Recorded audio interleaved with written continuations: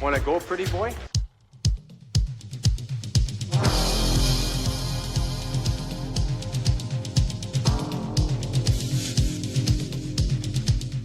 Two minutes by yourself and you feel shame, and then you get free.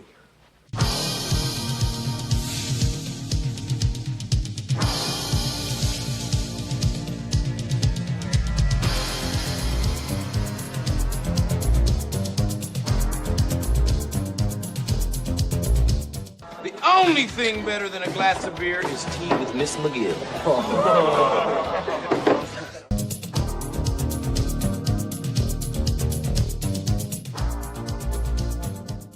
And welcome to the Fourth Line Voice Podcast. My name is Darren. Thank you very much for tuning in. Episode 440 of The Big Show, some enforcer-based podcasting coming at you, brought to you by the Hockey Podcast Network.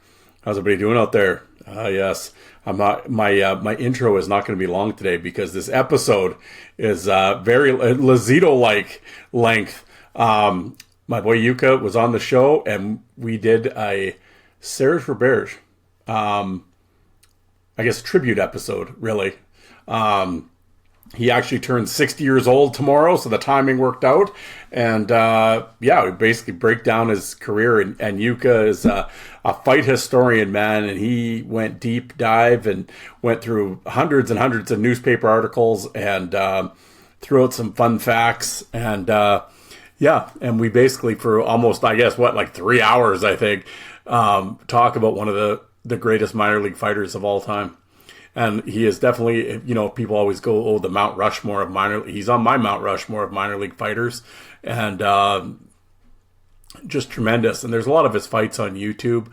I highly recommend that you check them out. And I have a bunch on my channel, Fourth Line Voice. Please subscribe to that channel. I have over 2,500 fights in the channel and from all different leagues. And I do have a number of Serge Roberge fights on there, from the Quebec training camp, Nordiques training camp, to his AHL run. And so please subscribe to the channel, check it out. But also just YouTube in general. There's lots of Serge stuff on there, and he's so good. So good. And so I'm not going to talk long. As I said, I'm a member of the Hockey Podcast Network. There's over 100 shows in the network. I'm on the original content creator side, myself, and of course, Jolt and Joe Lazito of the Coliseum Chronicles, who interviewed Kevin McDonald. Part 1 is out now. Former OHL cat, then played the minors for a while. So definitely give that a listen. Also, my other venture, the Bruised and Battered Podcast, which is a look at current minor league fighting that I do every week with Jay and Alec. We are on episode 22, and we just had Alex Marchichello on there, formerly of the Danville Dashers, and he tells some stories. And like I said, it's a look at the current minor league scene. And it's been fun. We started it this year, and like I said, 22 episodes in, and the feedback's been real positive. I know the players are really enjoying it, and a lot of the fans, like I said, we're getting really positive feedback. So, and the show's really growing, and which is great. And in fact, the East Coast Hockey League, every summer they do a reality show where they follow a team, and this year they're following the South Carolina Stingrays. It's kind of like the Hard Knocks in the NFL, that kind of same idea, right? And it's on the NHL Network as well as on Flow Sports. The Bruised and Battered show was actually included in the in one of the episodes. Of course, it comes out in the summer, but Alec met with the producers down in Tennessee, and they filmed him, and they just talked about the fighting in the South and the podcast and everything else. So it was really cool to be included in that. And so the Bruised and Battered Podcast, again, it's on the Hockey Podcast Network, and it's available on all platforms, and I encourage you to check it out. I know, and it's been, like I always say, it's been a departure from myself being a current product, because I don't watch current hockey, but I've been I don't want to say forced to. I mean, I watch the fights and stuff. I've always sort of kept up with that stuff, but definitely diving a little deeper with the Federal League and the Southern Pro League and that type of thing. But like I keep telling everybody, if you want fighting in hockey, man, the East Coast League's where it's at. A lot of fights in the East Coast League this year. And we're not going back to Serge Roberge times or anything, but I mean, For current hockey, yeah, the guys have been coming out banging. There's been some really good fights, and and it's been a lot of fun. And like I said, it's something different, and I enjoyed, just doing a show with my friends. So it's been a lot of fun, and again, I know there's a lot of crossover with this show and that show in terms of listeners. But if you haven't checked it out yet, please do. And not only with this show, but as well as the Bruised and Battered show or Joe's show. If you could download it, please don't stream. That's how we get paid. And it's easier in the analytics to follow and that type of thing. And please leave a review. The stars at the top there on iTunes or on Spotify.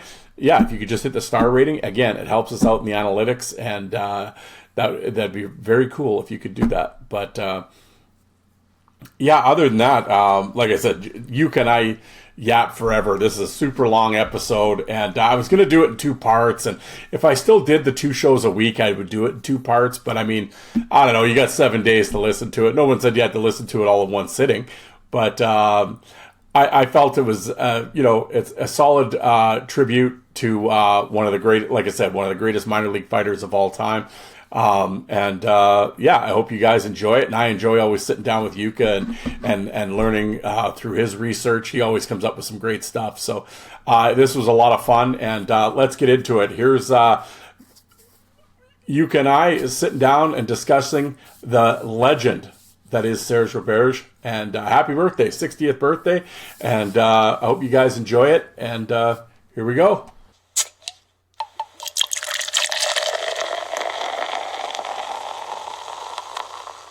All right, here on the Fourth Line Voice, we have a special guest, returning.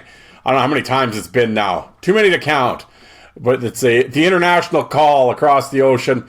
I got my friend from Finland, Yuka, on the line, returning. Yuka, how you doing?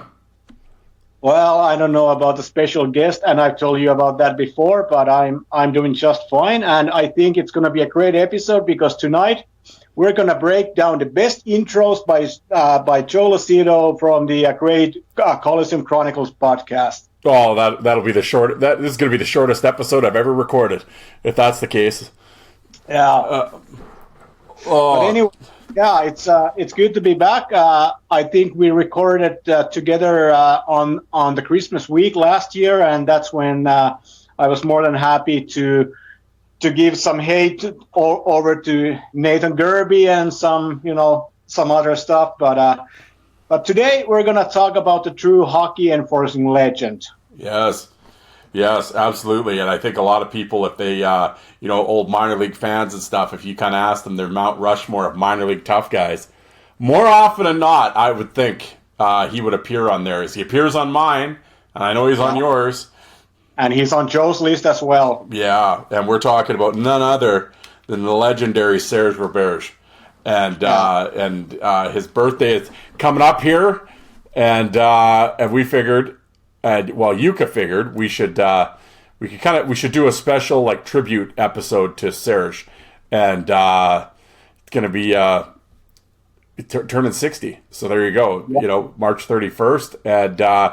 So we've been talking about this for a little while now, and I know Yuka's dug up some, as research only you can do. You have plenty of articles and stories to talk about Serge, but, in this last little while, you go back, and I've gone back and I've kind of watched some footage, and, I'm never...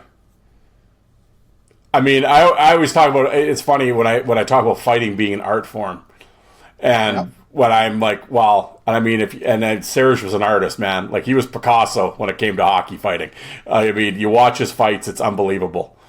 Yeah, it's something that I hope that if whoever is listening to this show, if you never heard of this guy, Serge Roberge, I hope you'll do yourself a big favor and go down the rabbit hole on YouTube, because there's a lot of footage available on Serge, and what makes him special is that he is the best a technical fighter of all time. I would say he is 2 notches above Darren Langdon of the NHL fame. But I think today also you guys are going to hear a lot of great old names, and I'm sure we are going to deviate from our topic a little bit. But this whole thing that I have here ready for this show, I have 15 pages of notes that I gathered from over 800 pieces of newspaper articles and over 500 fight videos, and I can't wait to begin this one. Yeah, and I mean, long-term listeners to this show will know I've often referenced you and your historical knowledge and journalism and the lengths that you will go to.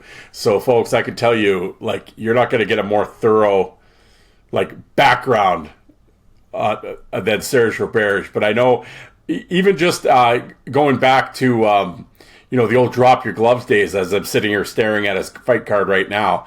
So on Drop the Gloves, they have him down at 439 career fights. Yeah. How many fights do you have him at?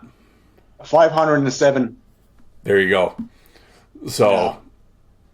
And Serge is actually one of the guys, during my career in pro hockey, whenever, we hit the road and we sat on the bus, a lot of the times if the guys, came up to me and asked about who were my favorite, fighters, I would always show them some, footage on Serge. And also, funny enough, as we will, progress over his career here, when we go through all these notes in a chronological order, but those 2 seasons when Serge played for the old IHL team, the Rafales, that's when all those games were, broadcasted on TV, and some of the camera angles and zooms are just damn near perfect. And I was able to sometimes use some of these clips from Serge, to educate the boys, hey, if you are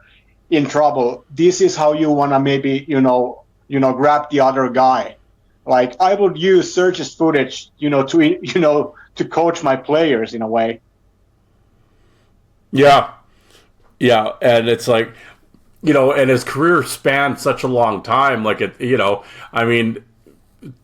give folks an idea, I mean, he not only fought Bruce Shoebottom, but he also fought John Morasti. Yeah. And I have all kinds of wacky shit here prepared, and one of the things is that I made a list of Serge's rivalries, and there's 2 guys that he fought 7 times over his career, and those guys are Mike Bro and Bruce Shoebottom, 7 times each. And then there's guys like Mike McWilliam and Rudy Poshek at 6, Corey Bolio, Jerry Fleming, Darren Kimball, Sergio Momesso at 5, etc., etc. So, yeah. So I mean, you look even in his in his final year, playing in the LNAH, he fought Randy Ponte and Brad Lambert and Jacques Dubé and Morasti. John Morasti, his final games, January 5th, 2005. He went out in a blaze of glory. He fought Morasti and Darcy Johnson. And that's the thing that I'm gonna, talk about more in detail when we reach, that year and that final game of his career, because there's a great story to be told. There we go. Well, let's start telling the story here, folks. So here we'll right now, folks, I'm gonna here. This is gonna be the magic of editing. I'm gonna insert the DraftKings ad. And, hey, and for those folks, March Madness going on, the Elite Eight right now. It goes down at 3:30 today. So get your bets in, $5, get you $150 in bonus bets. Lose your money on basketball like I've been doing for the last 2 weeks. It's a good time. But we're going to do the DraftKings ad right now, and we'll be right back. And now, here's a word from our sponsor. Hey, basketball fans, are you ready to win some real money? Check out Pick 6 from DraftKings. When it comes to basketball payouts, DraftKings Pick 6 dunks on its rivals, including prize picks. Just select 2 or more players and choose if they will have more or less of a stat, like points, rebounds, 3-pointers, and more. Pick 6 is available in most states, including California, Texas, Georgia, Missouri, and more. Don't settle for a small payout. Switch to Pick 6 and cash in your basketball knowledge. New players get $50 in Pick 6 credits instantly on just a $5 entry. Download the DraftKings Pick 6 app now and use the promo code THPN. That's code THPN for new customers to pay $5 and get $50 in Pick 6 credits. Better payouts, bigger wins. Only with Pick 6 from DraftKings. The crown is yours. Gambling problem? Call 1-800-GAMBLER. Help is available for problem gambling. Call 888-78-97777 or visit ccpg.org in Connecticut. Must be 18 plus age and eligibility restrictions vary by jurisdiction. Pick 6 not available everywhere, including New York and Ontario. Void where prohibited. One per new customer. Bonus awarded as non-withdrawable Pick 6 credits that expire in 14 days. Limited time offer. See terms and pick6draftkings.com/promos. Now back to your regularly scheduled program. Oh, look at that. The magic of editing. Oh, I'll tell you. There we go. Yeah. All right, Serge Roberge, let's get into it. You can lead the way here. What are we going to... Well, I mean, I guess you got to start at the beginning where it all... what are we going to do here? Let's go. Yeah, so Serge, as far as I've been told, he's a pretty private guy, and he hasn't given any interviews since he retired. And there's not too much, basic biographical information available on him, nor on his big brother Mario Roberge, whom we will also be discussing today. But I was able to find this one great game program from 1986-1987 season from the old Atlantic Coast Hockey League, when Serge played his first year pro for the Virginia Lancers for the rookie coach, John Tortorella. Who? I think I've heard of that guy. Yeah. Yeah. Even as we all know, only a few days ago, he got the boot from the Flyers. So let's see. You know what? You know what's actually funny? I didn't know that. I didn't know Tortorella got canned. Oh, they did fire him, eh? Oh, well, there you go. Yeah. But there was a short interview with Serge on this program, and I'm going to read a short segment here. Serge fondly remembers the backyard rink that his father and uncle built in the backyard of his home back in Quebec. That's where he first donned a pair of skates to play hockey with his brother Mario. Serge, who was a defenseman until the age of 17, played in a town league. As a midget player, he recalls being suspended in 2 separate instances for a total of 4 games for fighting. Serge explains, I didn't fight much back then because I didn't want to be suspended. So that's about, the most that I was able to learn about his youth, like when he talks about his dad and uncle building a backyard rink. And I know that he not only played in this town league before he played in the Q, but I played in what I believe was a junior B league, back home. Yeah. So, and about Mario, I think you can talk a little bit about him, but he and Serge, they shared their, life and career on multiple occasions, playing for the same teams and whatnot. But Mario is a legend, and for a very good reason, because he is the only player, as far as I know, who made it from the Newfoundland Senior Hockey League up to the NHL and won Stanley Cup. Yep. Yeah. Well, that's the thing, and I think that we'll obviously be emphasizing as we go on here, but just the journey that they both took was so unique, Right. and and so out of the ordinary. You don't come from the Newfoundland Senior League and end up in the NHL, let alone win a Stanley Cup or have a pro career from that. Like, people don't do that, right? It's just such an odd. Like, there was guys that would from the Newfoundland, because you had your Mayotte and guys like that would, or here and there would maybe get a call up and maybe play a game or two because there was a tough team in town and we needed a guy. Okay, you're like a Ron Aubrey type guy, right? That would kind of, That's a great name, Ron Aubrey. Oh, yeah, exactly. So you kind of get the Doug Smith, Ron Aubrey kind of thing, like back then in the 80s and stuff.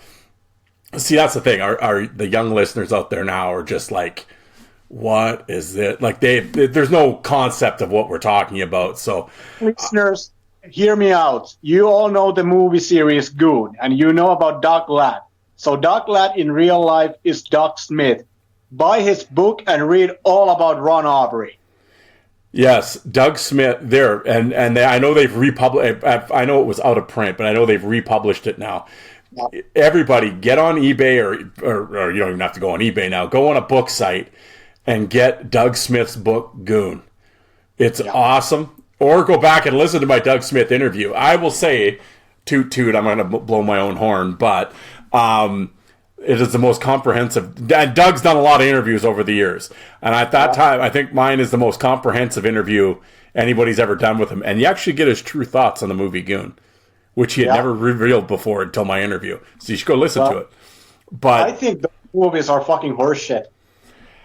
Well, I mean, they're, they are what they are. I mean, they amuse me, but it's like, if they had actually, I remember saying, if they had actually just stuck to the book, it would have been way better. Yeah, because, to me, those both movies are like fucking, the Mighty Ducks for grown-ups. Yeah, the thing that always bugs me, well, here, we're going to go off on a tangent here, but the thing that bugs me about those movies is, I mean, they got some funny lines in them and whatever. And actually, I was a fan of the Ross Ray character, because some of the stories within that are very good. And there are glimpses of some very good writing. Like, I always say the diner scene where he sits there with Glatt is an awesome written scene. Yeah. The thing where the captain goes out and fights him because Doug's suspended and he knows he's going to get the shit kicked out of him. That is a scene that should be, for many young captains out there, this is how you learn. It's like, it's a very good example of how to captain a team. But so there's little things like that in the movie that it's like, okay. But the thing I never liked about it, and this is what I brought up to Doug Smith, and I'll let you guys go listen to the interview and find out. The thing that bugged me is I said, why did Doug Glatt have to be a dummy? Yeah, exactly. Like they made him like borderline special needs almost. It's like, why? Why does he have to be the big lovable dummy? Like, why? And then in the next movie, Ross Ray is the washed up loser. And it's like, why? It's just like it all the stereotypes. And I get it, it's Hollywood, whatever, right? I get it. But it's just sort of like, ugh, Remember what Matt Henry told you 2 weeks ago? Without that movie, he might have never have realized how important it is if you have a good southpaw. That's true. That's true. Yeah. So, yes. So anyway, but for those folks listening, honestly, get online right now. Hit pause, go online, and or keep playing, but go online and go to like Indigo or whatever bookstore, and honestly order the Doug Smith book. It'll be the best $20 you ever spent, because the book is awesome, and he tells of a time that you will not, as a hockey fan, especially a young one, you will not believe the shit that went on. Like, these guys were literally, well, they were goons for hire. They were bounty hunters, and they got brought in. And if a team was in an area, like especially when they were in Halifax or in the Maritimes, because it's so remote, if our guy got hurt or was suspended and then we got to go in and play Fredericton or Halifax or whatever, the Newfoundland team, hey, we'll bring in this local tough guy just in case, like when they brought in Doug Smith to fight Bialowas. That's not just Hollywood stories or fiction. That shit really happened. And this happened to the Roberges countless times. Yeah. And I was going to say, sorry to cut you off, but the one thing I will say, well, first of all, when you're looking up Serge Roberge and Mario stuff, the thing that makes it also complicated, of course, it's French, which makes everything a little more difficult to research. But two, I will say, probably what actually benefited them a little bit quite a bit was being French, because there was that French pipeline of coaches that knew them and the French are the French and the English are the English. I mean, let's be honest. And the French are going to stick together. And the French are always about helping their boys. You can ask anybody in any locker room, especially back then. Now it's a little more, whatever. But back in the 80s and shit, oh yeah, there was a divide. Even in Canada, very much a cultural divide between the French and the English. So, and and it carried over to hockey. So the French coaches like Hartley and stuff, who becomes a regular in the Serge Roberge story that we're going to tell today, he helped Serge out a lot. So, and Mario. And if their names were Joe Smith from Calgary, Alberta, then I don't think it's going to happen. But nonetheless, here we are. So sorry to cut you off, but I will continue, sir. All right. So let's go to the year 1982. On September 22nd, Serge plays his first ever game in the Quebec Major Junior Hockey League, and he fights Sergio Momesso. And maybe some of the older or the more distinguished listeners might remember the name Sergio Momesso from the NHL, where he was, I'd say, some combination of a pest and a power forward. But back in the junior days, Momesso, much like Mike Keane back in the Western League during his days, they were like Sergio Momesso was one of the best fighters in the league, and that was Serge's first ever fight as a 17-year-old. And Serge only played 9 games for the Quebec Remparts, and he had 4 fights, and then he was placed on waivers, and he was actually without any ice time for quite some time, because then on January 9th, the team in Hull acquired Serge's rights, and this will give me the perfect gateway to the first news clipping that Darren will read from 1984, January 19th, which will explain you some extracurricular circumstances taking place in a game. Yeah, this is the first one, isn't it? 001, sir. There we go. Yeah, Hull Olympic rookie. The Olympics doctor Claude Montazan couldn't understand why his services weren't needed in the cheap shot affair that saw Drummondville coach Ron Ward ejected with former Olympique Serge Roberge and Patrice Brisebois with 37 seconds left. The Voltigeurs left the ice in a shower of programs and newspapers thrown by some of the 1,200 spectators who took in Hull's first home win of '84 and its second victory in 7 games this year. It all started when Roberge, he's not afraid of anything, that guy, said Averill of his former teammate, who appeared determined to wreak havoc on the Olympique after they had traded him recently. With 1 second left in the second period, Voyageurs captain Tom Garless ignored the puck dropping for the faceoff and dropped Hull's Gilles Pro, and then it's cut off. But yes, old Serge wanted to exact some revenge on his former team. Yeah, and during his first season in the Quebec Junior League, he had a total of 18 fights only. But then the following year, he had 40 fights, combined during the regular season and the playoffs. And back in those days, you had a lot of crazy cats in each and every one of these CHL leagues. And there's a name. I'm not sure if you've ever heard of him. I know that Joe has mentioned this name a few times on his show, but Sylvain Nantel. In 83-84, Sylvain Nantel had 564 penalty minutes, and I know it's not exactly the Chad Wagner type of numbers, but back in those days, you had to do so much more to earn that many penalty minutes, and I know that those 564 PIMs are also without the fucking misconduct penalties like they had back in the Western League, that they didn't officially add them to the stats. Yeah, that's crazy. Yeah.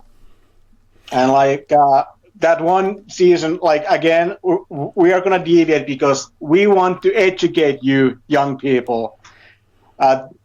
This one year, Kerry Toporowski of the Western Hockey League, there was a great post a few years ago by, I can't remember who, maybe the Tough Guy Numbers. Yes, it was. But, so he made the calculation, adding up all those misconduct penalties to Topper's official stats, and Topper's stats from one single season was, I think, 1,024 or something like that, and that's just insane.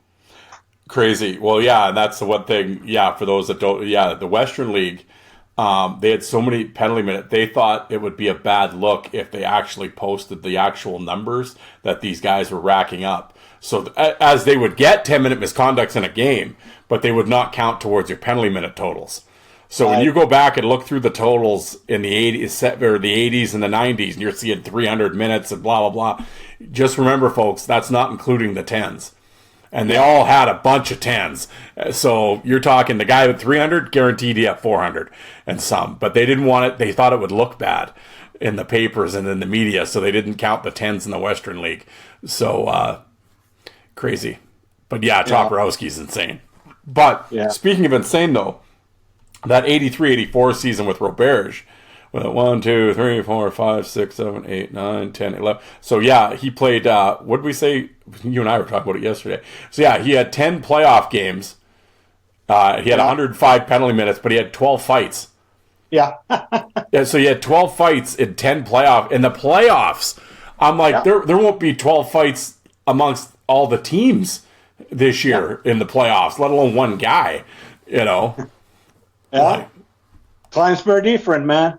Oh, yes. Times were different. And the fights I would really like to see from 83-84, because another tough dude, well, there's lots of tough guys, but he fought Jerry Fleming, who, of course, went on and played in the American League in Fredericton for a bunch of years, and was a bad dude, man. But him and Serge went at it a bunch of times that year in junior.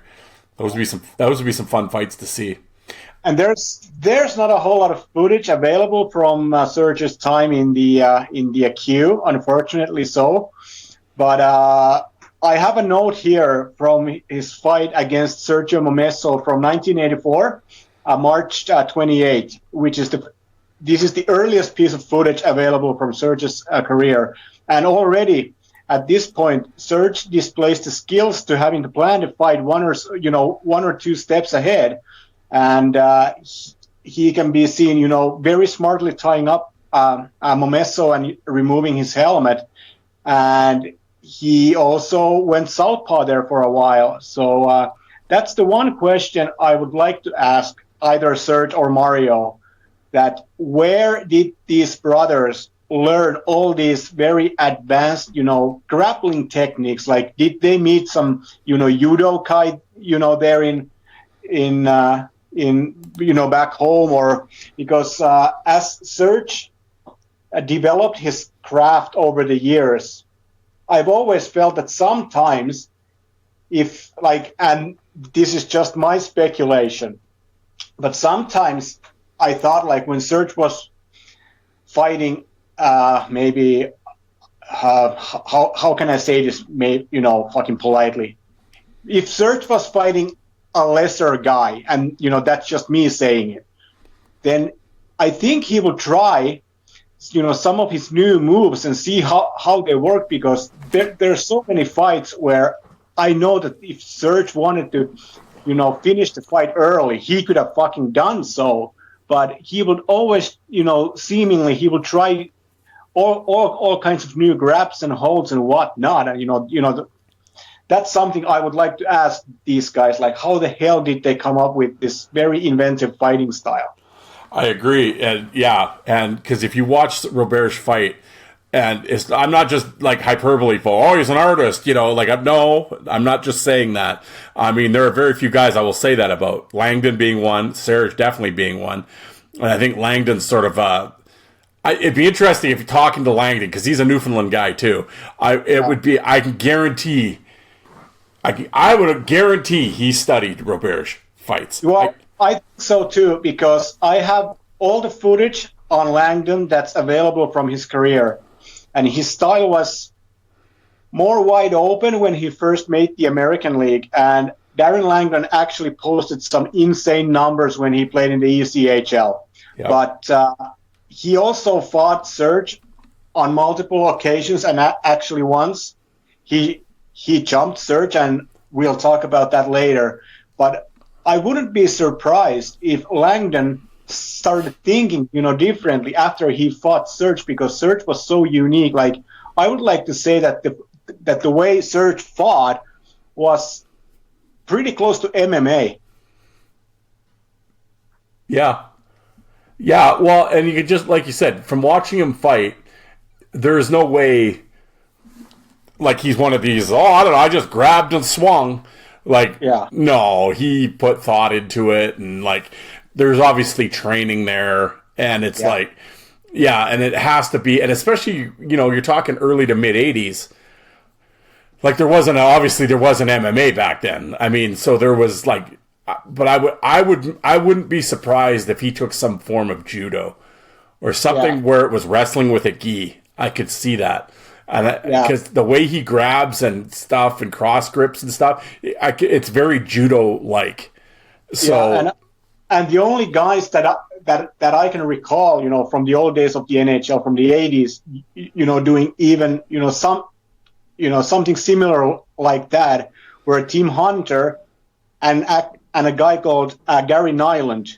But those guys were also, technicians, and Hunter had this, great move that he called the clamshell, which he also used against many players, but like Hunter, Nyland, I think those guys were the exceptions in the 80s NHL, because the 80s NHL fights, they were pretty free-swinging encounters most of the time.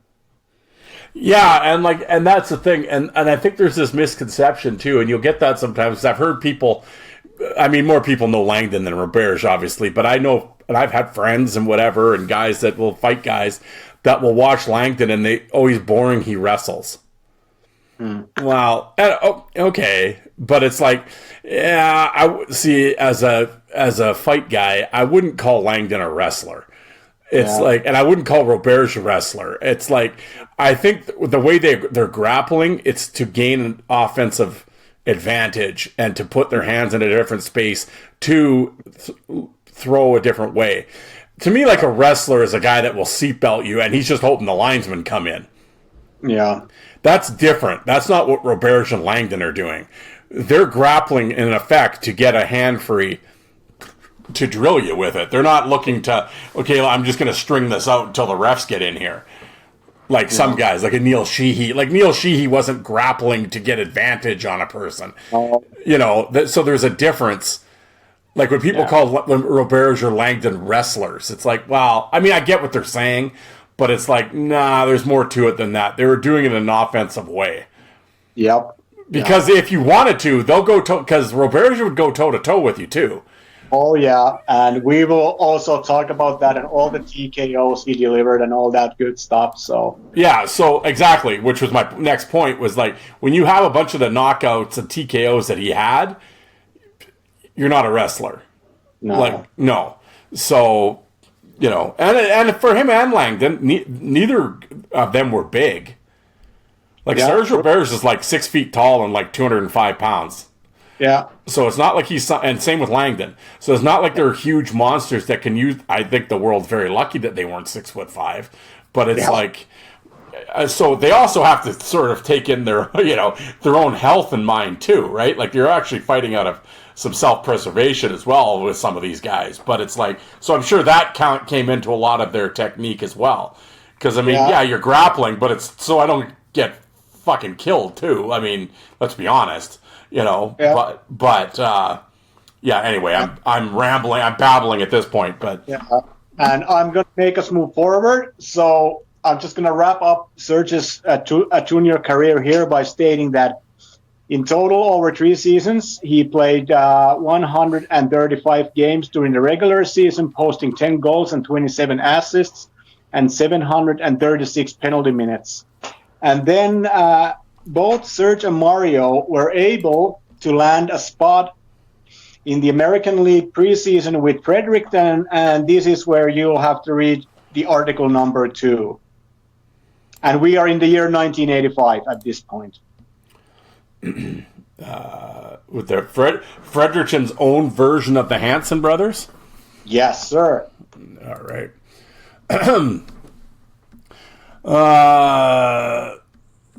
Jean-Marc Glenn perhaps said it best. He feisty right winger of the Fredericton Express of the American Hockey League was sitting out a major and a misconduct penalty of his own during Saturday night's 5-2 exhibition loss to Maine.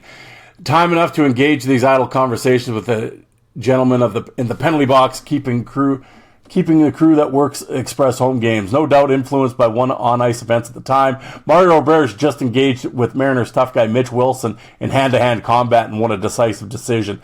Yelena offered them a test of their linguistic dexterity. How do you say Hanson in French, he said, referring now to the brawling brothers who were immortalized in the movie Slapshot a few years ago. Nobody caught on just then. Roberge, he chuckled. And indeed, the brothers, 21-year-old Mario and little brother Serge, are Hollywood heroes come to life at the Aitken Center, considered the Hanson-like fashion in which they appeared at the AHL home of the Express Saturday afternoon with their father, a cab driver by trade, entrusted to take care of transportation. The brothers appeared at the box office like a couple of fellows looking for a game of shinny. With skates on the end of a stick and sticks slung over their shoulder, they eventually communicated to the folks at the box office that they were looking for the office of the Express. Directed there, they were communicate their concession manager, Danny Gill, who there went looking for head coach Andre Savard. They were led around the office, signed a 25-game amateur tryout, played the very night against the Nova Scotia Oilers. Serge had a good night in his debut, a clean decision over the Oilers' Lou Crawford, and a goal in a 7-3 Express win. Mario had a roughing minor and an assist. Saturday, the Brothers Grimm, that cracked me up actually, the Brothers Grimm, were in their element against the Mariners. Mario drew first blood, figuratively speaking, of course, against the Mariners. Renowned brawler with their second period, 4.5 minutes old. He elbowed Wilson in the corner. Wilson retaliated and the gloves were off. Mario was a clear winner on most judges' cards. Serge, apparently fighting for family honor, did the same early in the third. And when he and Wilson left the box 5 minutes later, he appeared anxious to go again. He emerged with his helmet off, came up behind Wilson and nudged him, apparently trying to goad him into going again. Wilson, a two-time loser this night, wasn't buying for perhaps the first time in his hockey career. I've had enough, he told Roberge. Apparently satisfied with that, Serge finished the skate across the ice to the Express bench, took a spot next to brother Mario on the bench, and slapped the hand his brother offered in the manner of a fellow who had just hit a big home run, which, when you think of it, is essentially what he did. Savard, appreciative of the efforts with the two youngsters under trying conditions, seems only lukewarm about their long-term potential with the organization. Hockey right now is skating. It's funny. How old is this? Yeah. Look into the past. Look into the future. We can't live in the past. You've got to look ahead, and you've got to go with speed. Team Canada beat the Russians last year. They went with speed. I'm going to go with the speed. The Roberge brothers came in, and they were very aggressive and helped us quite a bit on the weekend. They worked hard, and they're aggressive, but Maine had an aggressive team. I'm certainly going to have aggressive players on my team. You got to have speed, but you got to have aggressive players too. To be honest, however, their potential is more box office than big league, presented with the eventuality that they're going to be secured deals with the Trois Rivières of the Quebec-based Republican Hockey League, meaning that in all likelihood the rinks they fill in New Brunswick will be the Campbellton Memorial Gardens and the Edmondson Forum. Yeah, and thanks for reading. That was quite a long piece, but you have to understand that I'm sure I'm not the only one who thinks that you have a very lovely voice. Oh, yeah. Yeah. Yeah. Anyways, yeah, so I think it's pretty remarkable that even at that point of Serge and Mario's career, they were able to get that experience with Fredericton, and then they like it said in the article, they went to Rivière-du-Loup, and also they played a few games in the Newfoundland Senior League, because right after this article was published, 2 days later, the boys were released. And not much is actually known about that year when the boys played in the old Republican League. What an awesome name. But there's one piece I found, and it's like the guys first, they went to Rivière-du-Loup, and then at some point during mid-season, for whatever reason, they played those 2 games in Newfoundland, and then they came back to Quebec. So here's one piece I found from that season, and it's the only piece that I found. So the guys were actually both suspended by the Republican League, because when they went to play in the Newfoundland Senior Hockey League, they hadn't had a proper release signed nor a branch-to-branch transfer, and they were first suspended for 2 games, but then it was extended to be 5 games in total. But yeah, like that old Republican League is a league of many great stories. And actually on YouTube, if you just use the search for the Republican League fights, you will find this 2-hour collection. And although there's no fight list available, there's a lot of great guys toying around in that league, during those days, like Jacques Maillot. There was Mark Roy, and of course Serge and Mario. But even if you don't know who the guys are who are fighting on the screen, those fights are insanely good. And I think it was actually this year when Mario had that famous fight against René Labey. Yep. And for those wondering, like, what fight we're talking about, you've probably seen it scattered around social media. Two guys are just going toe-to-toe, and behind them there's a goalie losing his mind, slamming a stick on the ice and cheering. That's the fight we're talking about. Yeah, and both guys are fucking throwing like fucking pistons there. It's like we talked yesterday. I think that fight has to be in my top 3 favorite fights of all time. Like, it's such a great exchange. Yeah. And what a time, though, like you said, with the Republican League. Like, imagine it's a small town like Quebec and, like, the Maritimes and stuff, yet you have just these killers fighting every Friday and Saturday night in these small towns, and they're just packing these local dingy rinks, and just these guys are killing each other.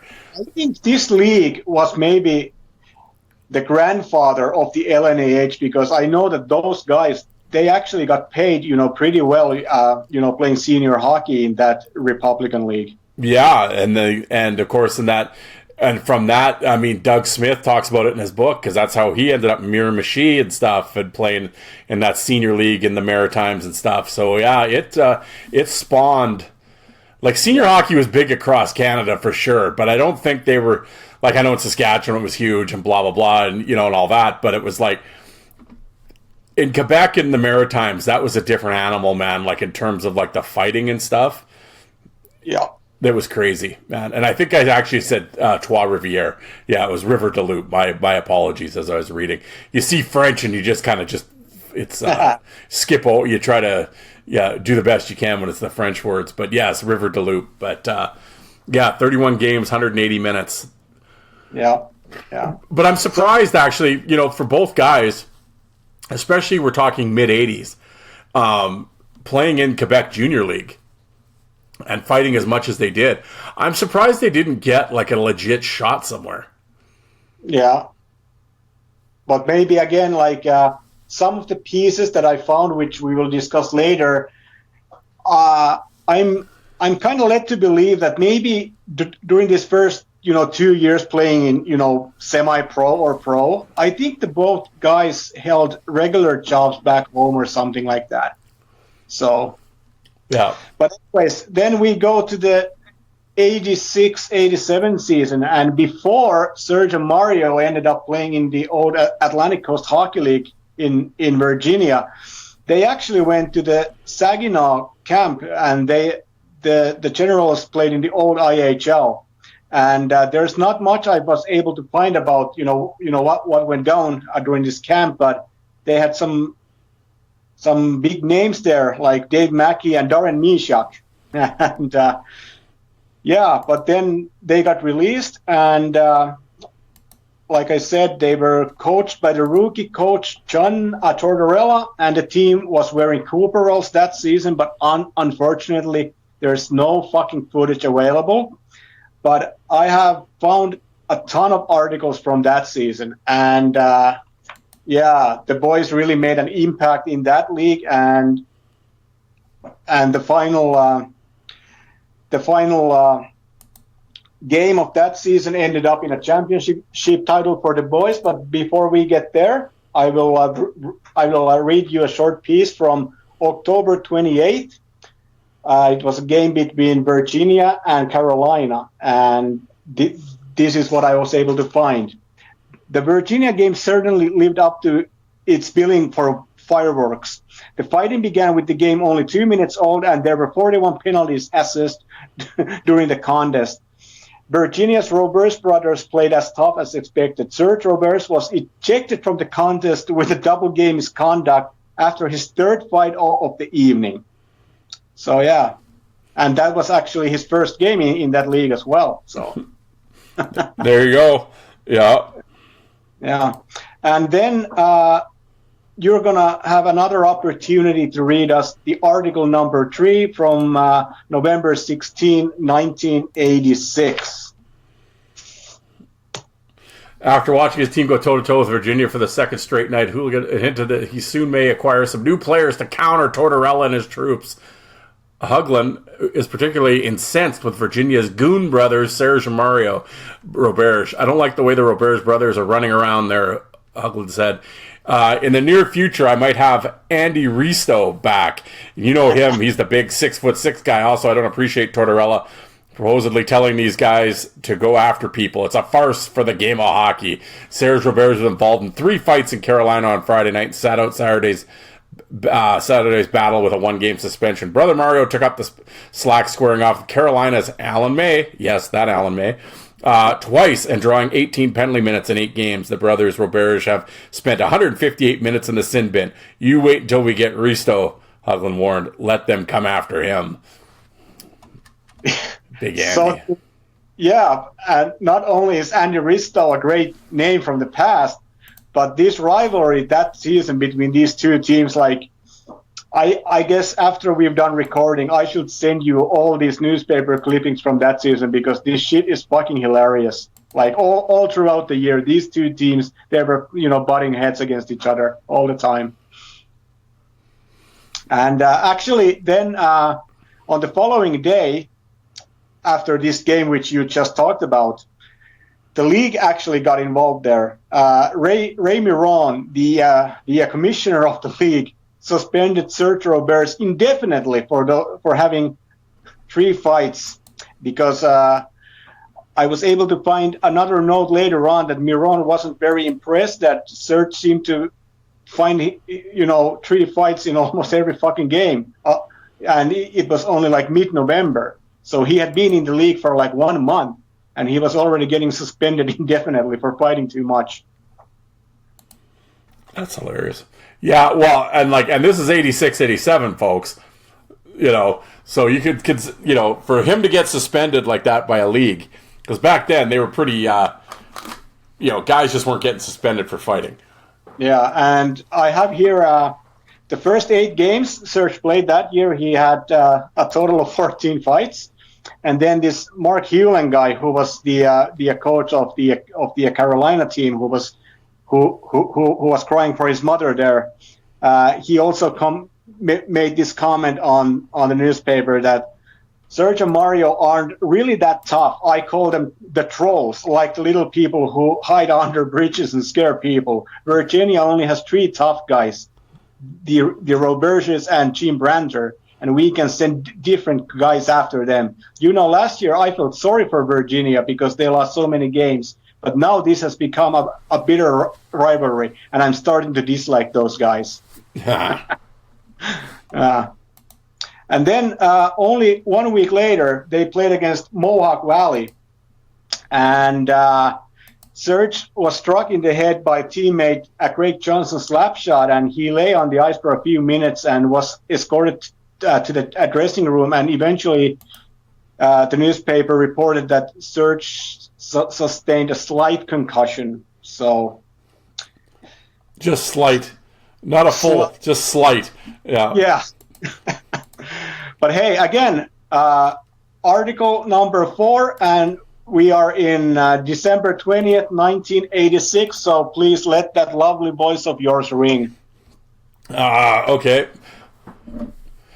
Flanagan evidently wasn't going to let his team settle into what appeared to be an inevitable pine box. The Mohawk goalie fended off blast after blast. By late in the second period, his team was landed 2 shots and pulled ahead 2-1. Then the real fun began. Late in the period, Mohawk defenseman Don Herzeg and Tortorella exchanged words in front of the Virginia bench. Tortorella later said he was upset at Herzeg for charging one of my players in the back. Following his discussion with Tortorella, Herzeg lined up for face-off opposite Virginia tough guy Serge Roberge. Everybody in the house knew what was going to happen, and it did. And Herzeg and Roberge square off. Mohawks Todd Flanagan and Mark Blizzard were pulling a tag team number on Virginia's Don Torchetti, who somehow had ended up on the Comets bench. Virginia's Tim Brantner rushed over to make it a 2-on-2. Finally restoring order, referee Chuck Harrison shipped both teams to the locker room. He tossed the 6 players involved in the brawl out of the game.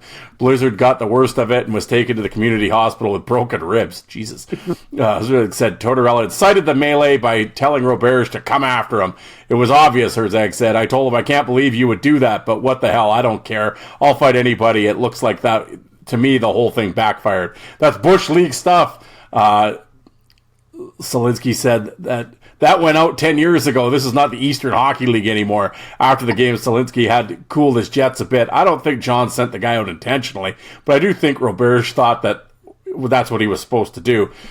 Tortorella denied he ordered Roberge to fight Herzog. If people want to condone goon hockey, well, that's fine, he snapped. But people who know me and the way I played, no, that's not what I am. Serge Roberge is my tough guy, and fighting is part of the game. If Serge wants to do it, fine.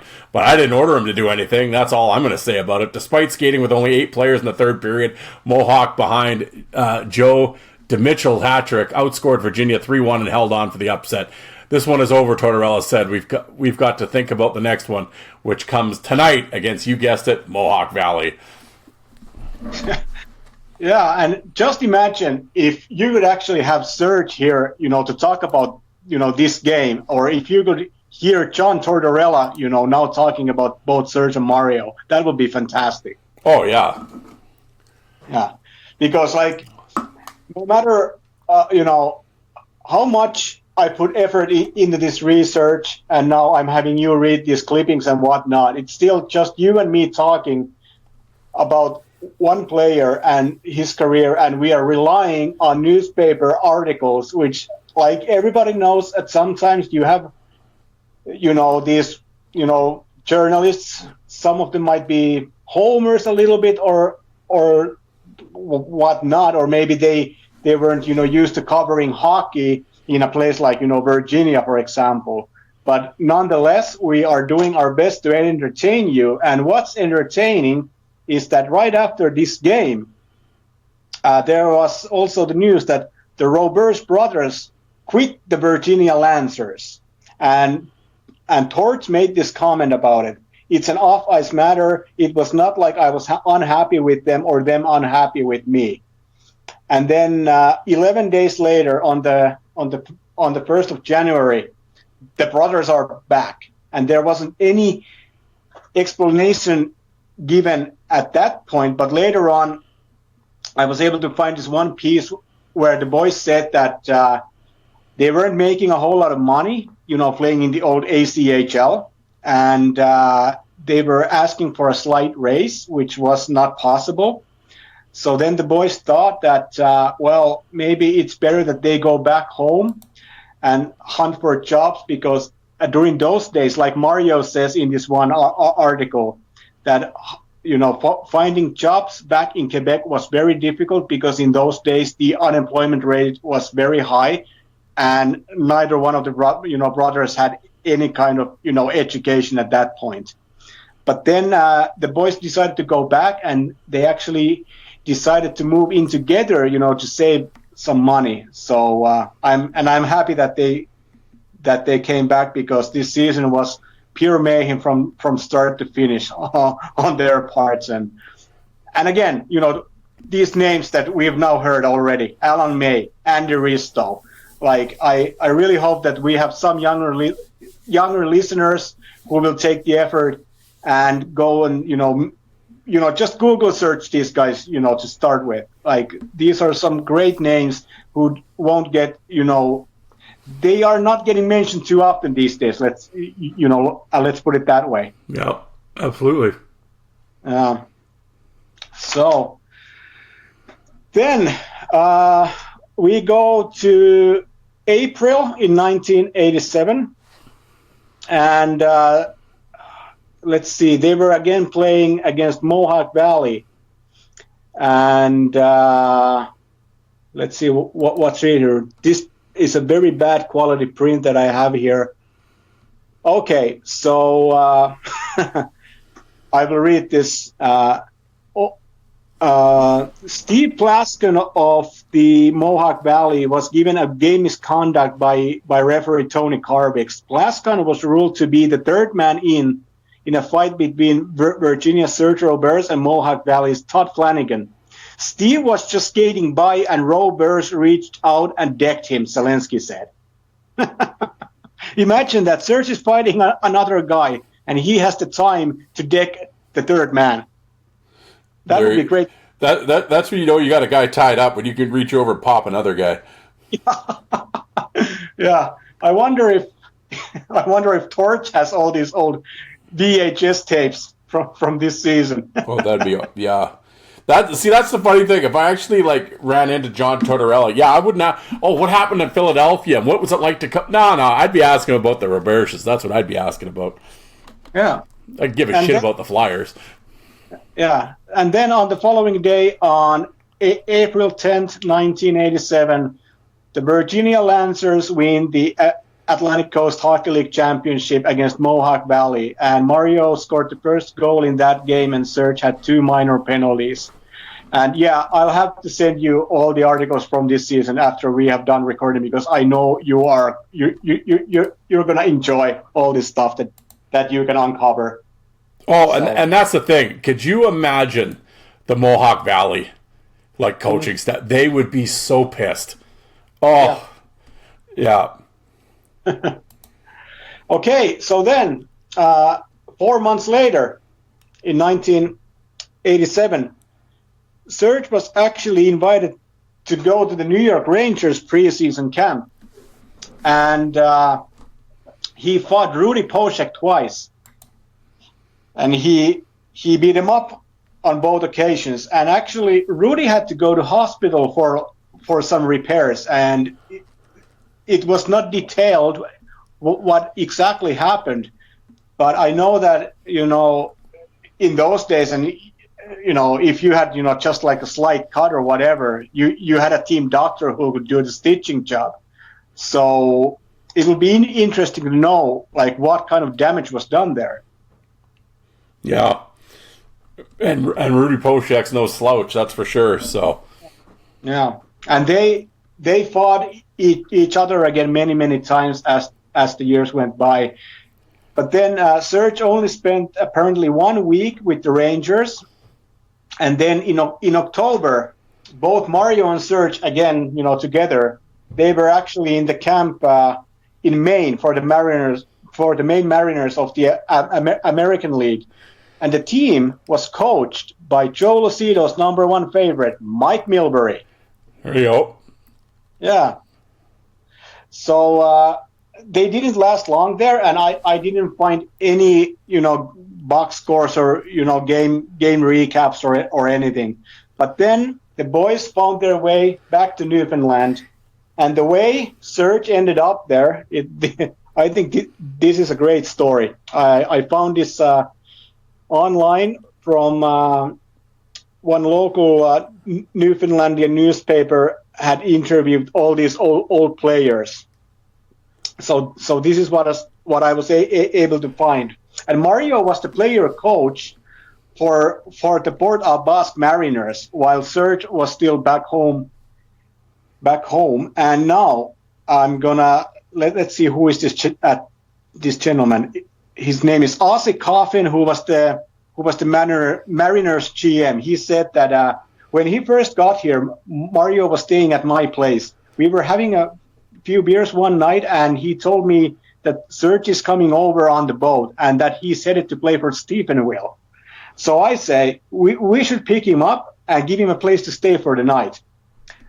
And Serge never made it to Stephenville because Fred Stagg, a lawyer from Stephenville, who was the Jets GM,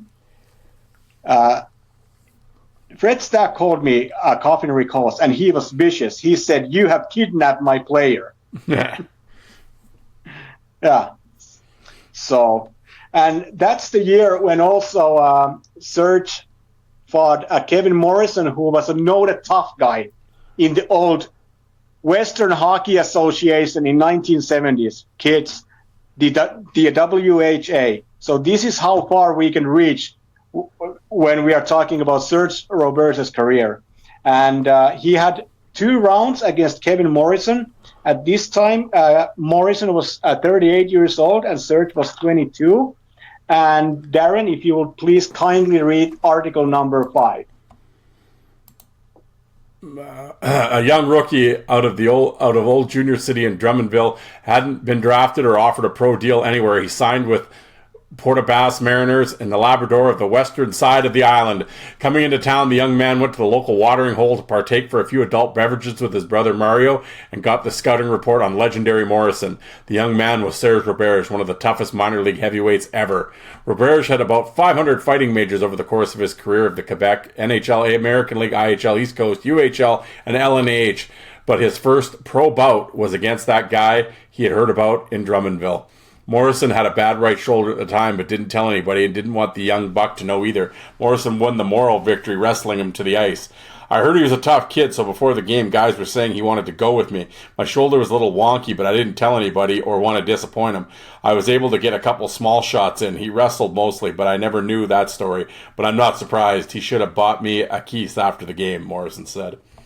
Yeah, and so the way this article was constructed, I was led to believe that Morrison was talking about the 1987 fights, but then he's also, saying that he was the first pro fight for Serge. So this would also, kind of suggest that maybe Serge fought Morrison for the first time already back in 1985, but I'm not able to confirm this. So,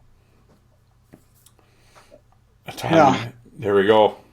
But I have a ton of footage from this season from the Newfoundland Senior League, and round 2 against Kevin Morrison is pretty interesting. And I have to say, all this footage from the Newfoundland Senior League, like, hockey must have been really fucking big at the Rock in those days, because I can, I have footage with both English and French broadcasts. So. Well, yeah. Well, that tells you how big senior hockey is. Yeah, here you are out in the Maritimes, and they're filming senior hockey and with broadcasting and stuff. Like, it's a big deal locally.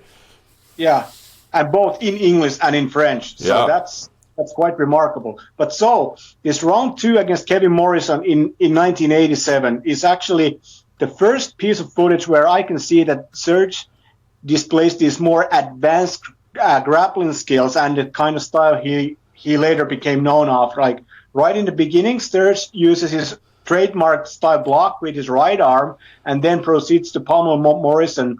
And then Serge removes Morrison's helmet, ties up his punching arm, and makes Morrison look utterly helpless in the situation.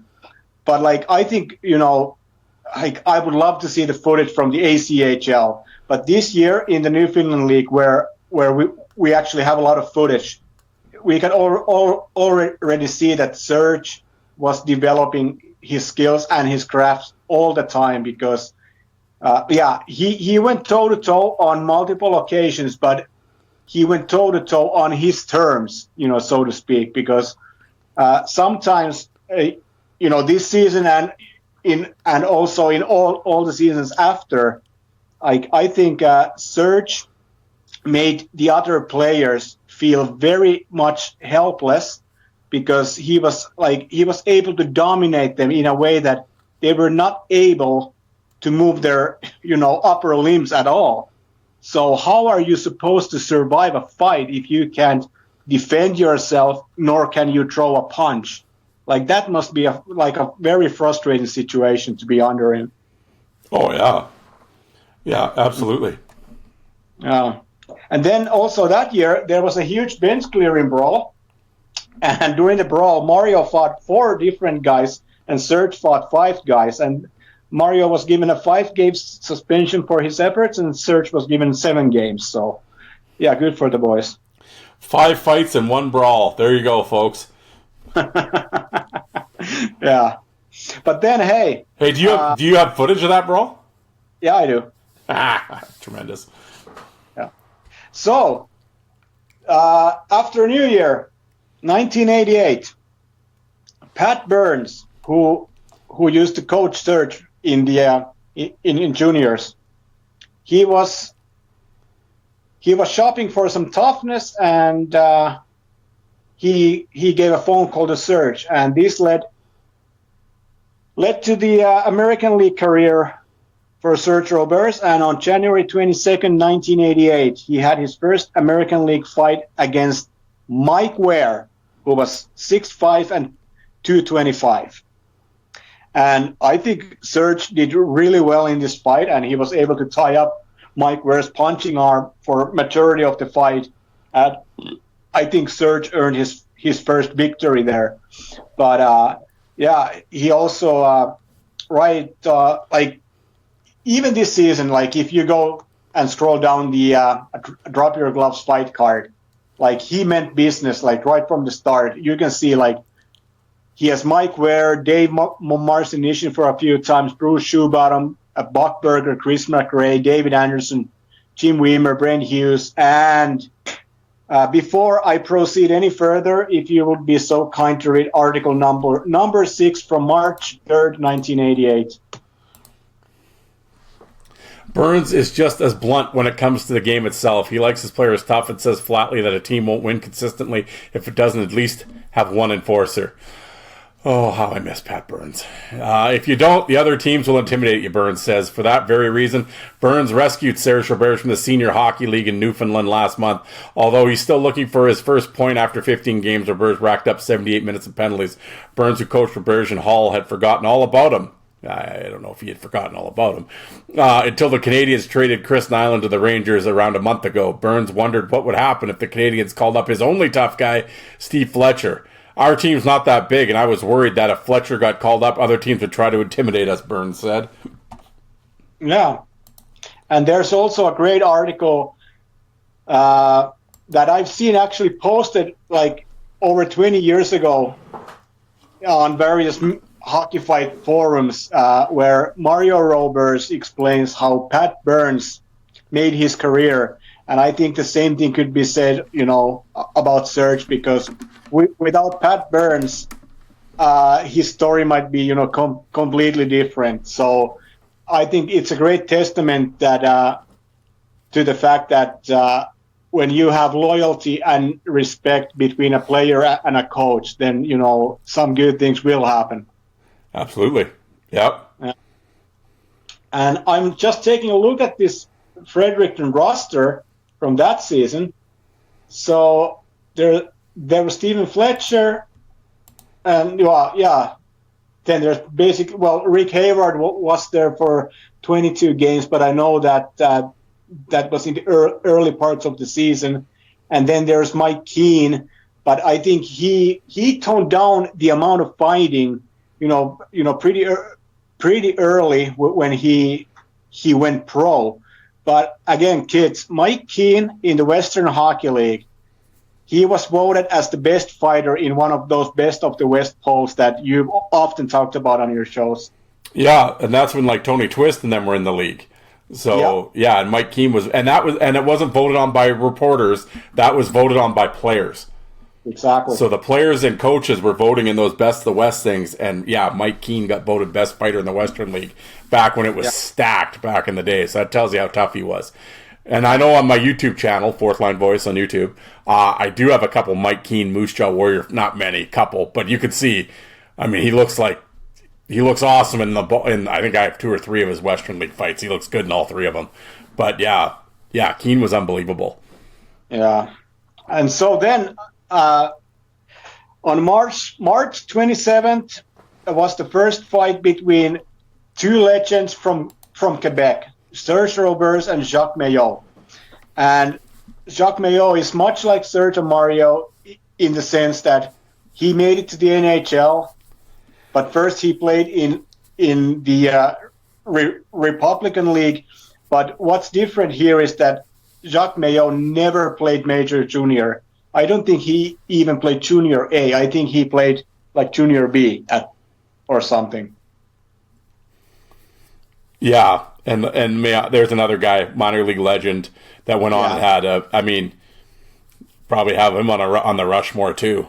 Really, and, these guys fought each other 3 times over the years, and you can sense the whole thing. Like if you watch these fights, I think all these fights are on YouTube, all these 3 fights, but both guys have a lot, like they have their reputations at stake, in the sense that they both want to be the toughest guy from Quebec. Like that's how I've always sensed these fights. Yep.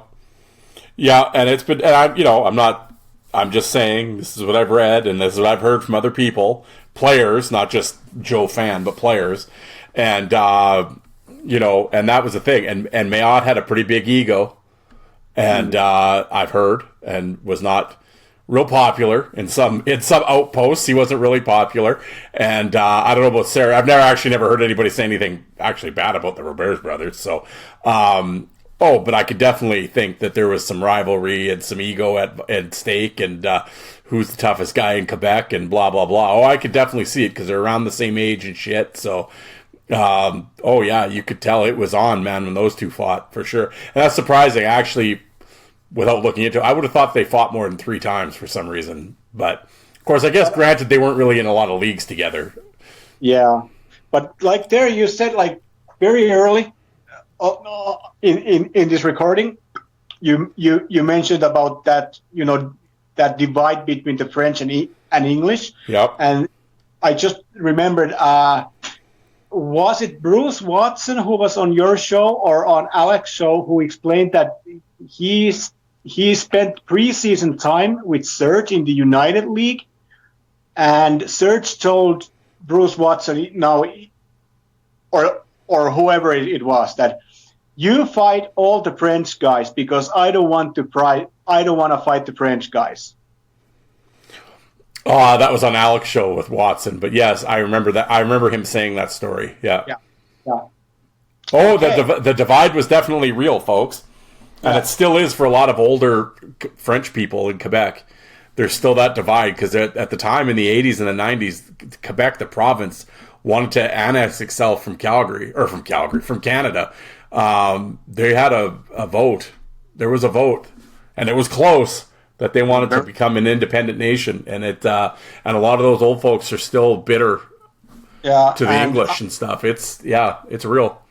I should say this much, even though I have a funny accent here, but I am half Canadian, and I've also lived in Canada, and I follow the news every day. So in these last few weeks, I've been seeing these pictures from Quebec, where people are probably donning their Maple Leaf T-shirts for some political reasons, I'd say. So shit's on when the French folk. I don't think so much the younger folks are really like that, but older Quebec people, they're not.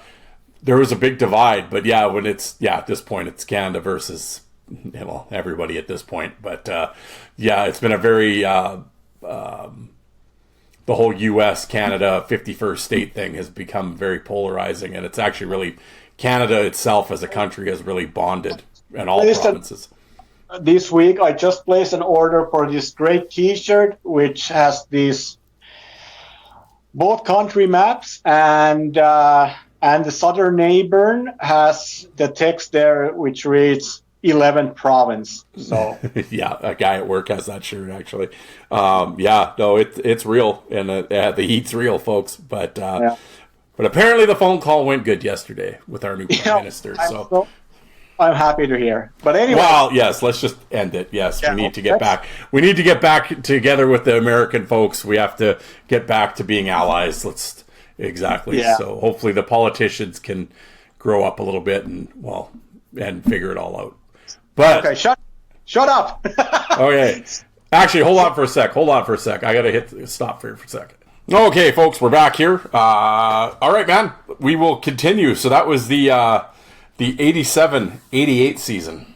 Yeah, and so on the following season, Serge actually went to the Montreal Canadiens camp, and on September 15th, the Habs played against Hartford Whalers, and the final count, according to newspapers, was 3 fights and 14 stitches needed to close a severe cut over the eyes of Marc Laforge, who was unfortunate enough to fight against Serge, and they actually fought each other plenty of times later on.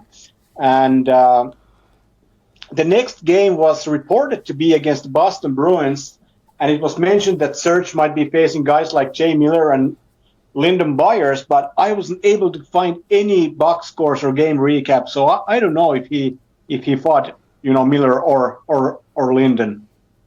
And then on the 25th of September, he had 2 fights against Mark Kahovsky, and Mark Kahovsky actually earned NHL roster spot because of these 2 fights, because the Penguins organization publicly questioned if Wayne Van Dorp was playing, physically enough, to earn any ice time in the NHL. So good for Mark Kahovsky, because Serge first went after Van Dorp in that game, but he showed no interest to fight him. That's not a good career move, Wayne. I don't know what you were thinking. Then, on the following day, another newspaper had this headline: Van Dorp demoted for not fighting. There you go. So, yeah, and then he also fought Dave Carroll in American League preseason action, and things got pretty interesting because Roberge and Carroll went down the ice, and linesmen got in between trying to break up the two. By accident, the linesman injured Roberge with his skate blade. Serge was out for 8 weeks due to partial tendon laceration. And if not for this injury, it was said that Serge would have, in fact, made his NHL debut with the Canadiens on the following week. Oh, brutal. Yeah. So that's a piece of information that when I first uncovered this, I had to read it twice, because Serge was out.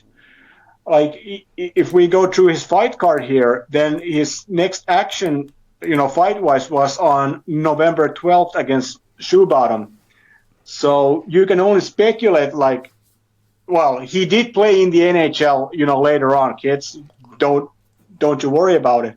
But it's interesting, just to speculate, what might have happened, Yeah. And then on December 2nd in the American League, Wayne Van Dorp came after Serge. And Serge put him down. And this is what the newspaper said. Van Dorp was ejected after making an obscene gesture at the Sherbrooke bench. Wayne Van Dorp commented, "I was getting yelled at by 20 French guys. Half of them don't speak English, so I used my hands to talk to them." And he actually got suspended, for that for 1 game. That's funny. So, that's a good fight, though. Yeah. And on the following evening, Serge fights Troy Crowder. And what's interesting in this fight is that Crowder headbutts Serge 2 times. And I haven't seen Crowder do that shit in any of his other fights. So I think that fight's on my YouTube channel, I believe. Yeah. Yep. Yeah. And then again on the following evening. So in total, in 3 consecutive evenings, Serge fought, and he fought a total of 4 times. But this December 4th fight against Neil Meadmore, Serge knocks him out with 1 punch. And back in 2021, Meadmore actually made this comment about the fight when he was asked about the toughest opponents he ever had. He said that I got tattooed by Serge Roberge. And I know that almost every YouTube channel has this fight listed as in taking place in March 26th on the following year. But no, it happened on December 4th. But that's a great, fast, very sneaky punch that Serge delivers there on Meadmore's chin. And he was out. He was so out. Yep. And let's see what else I have here. Well, he had a TKO against Lou Crawford, and then on January 1st, maybe, just to celebrate the new year, Serge fights Darren Kimble to 2 times, and round 1 is a classic. And I think you can talk about this fight because I'm sure you have seen it 100 times. Yeah, I mean it's and this is where you could say it's like Roberge really could fight any way you want because Kimball fights. I mean, people know how Kimball fights. You ain't getting lefts. It's just machine gun rights, and Roberge matches them punch for punch. In terms of it's not the regular grappling style. Roberge, him and Kimball, it's just a toe to toe war. Yeah. Great fight. And actually, later on, Kimball talked about this game on the Fight Stories podcast. And this is what he said about that game. First, I fought Serge. Then a little later on, Mario decided to come, so I fought him. Later on in the game, I guess Serge was mad because I fought Mario, so I fought Serge again. After the game, I was waiting for their sister or father to come to fight me. Yeah. Could you imagine just having the Roberge clan chasing you around the ice all on New Year's Day? You'd be like, because you guarantee, especially back then, he's probably hung over to shit. And it's just like, are you kidding me? Come on, And now that I'm, talking about this, like, Serge and Mario fighting the same game, during one single game, I should have made that list before we started, recording because that happened, quite often. And I'm sure that it was just pure hell for these other guys to know that, like, no matter what you do, you're still going to have to fight at least one more round. Oh, yeah. And I mean, I guess we really haven't said much, but like Mario was no slouch either. No, he was actually very good, very, very good, and very tough. Yep. Yeah. And then on March 26th is the fight against Neil Meadmore again, round 2. And I think Meadmore was looking for, some retribution because he looked like an angry wild lion in this fight and almost like he was out of control. But Serge was able to put him down, but I think Meadmore, redeemed himself here because I'm sure that his ego took a huge blow because he had never been KO'd before that first fight against Serge. So, but Serge that year, like you said, he fought Kimball a bunch of times, Greg Smith, Shoe Bottom, Mike Struthers, Sean Cronin, Kerry Clark a couple times. Yeah. And, just to make it clear, like, I made notes on a lot of fights, and I'm only going to talk about a very few of them here. But, like, if you kids go through this Serge Roberge rabbit hole, try to watch his fights and, if you consider the fact that how good he was back in 1988 and then how good he was still back in 2005. This guy was a machine. Yeah. So we go to the following season again, and 1988-1989 season. So again, Serge goes to the Montreal camp, and here's again where you have the opportunity to delight people with your voice. Serge and Steve Martinson both tried to make the team, so here's a good story for you people. Yeah. You might say Steve Martinson of the Canadians got his wish yesterday. Martinson said he wanted to get a few fights under his belt before the start of the exhibition season, and Serge Roberge obliged 5 times. Each time the two hired guns looked at each other, the gloves came off. Their last fight ended, but only after assistant coach Jacques Laperriere, who ran yesterday's scrimmage, kept yelling, "Stop swinging! Stop swinging!" Martinson said he knew what to expect before the main camp opened yesterday. Roberge, who had 352 minutes of penalties in the Canadians Farm Club in Sherbrooke last season, wants Martinson's job. It's that simple. He's tough, said Martinson of Roberge, a 5-goal man last season.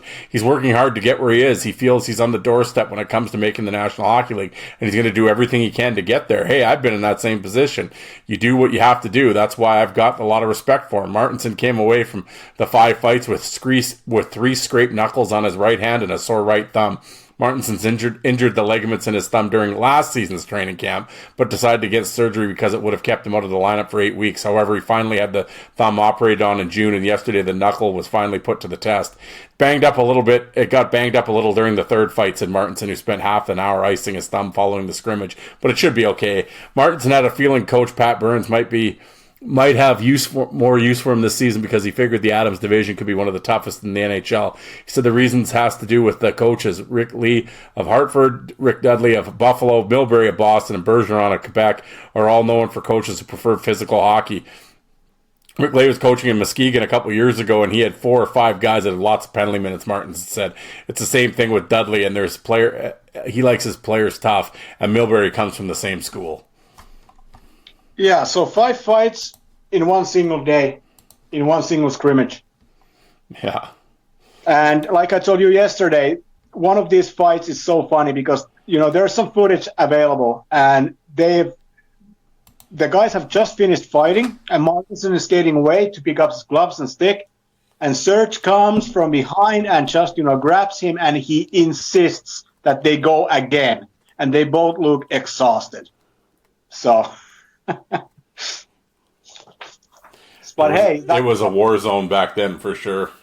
I just have to mention this. Like I have a couple DVDs, from various NHL preseasons, and maybe it's that burning desire that these guys had, and the need, to secure a job in the NHL. But like some of these NHL preseason DVDs. Like they are amazing because guys are going wild. They are going, free swinging, and they show no care. Like preseason hockey, like we've talked about earlier. Like even those, Traverse City games, 15 years later.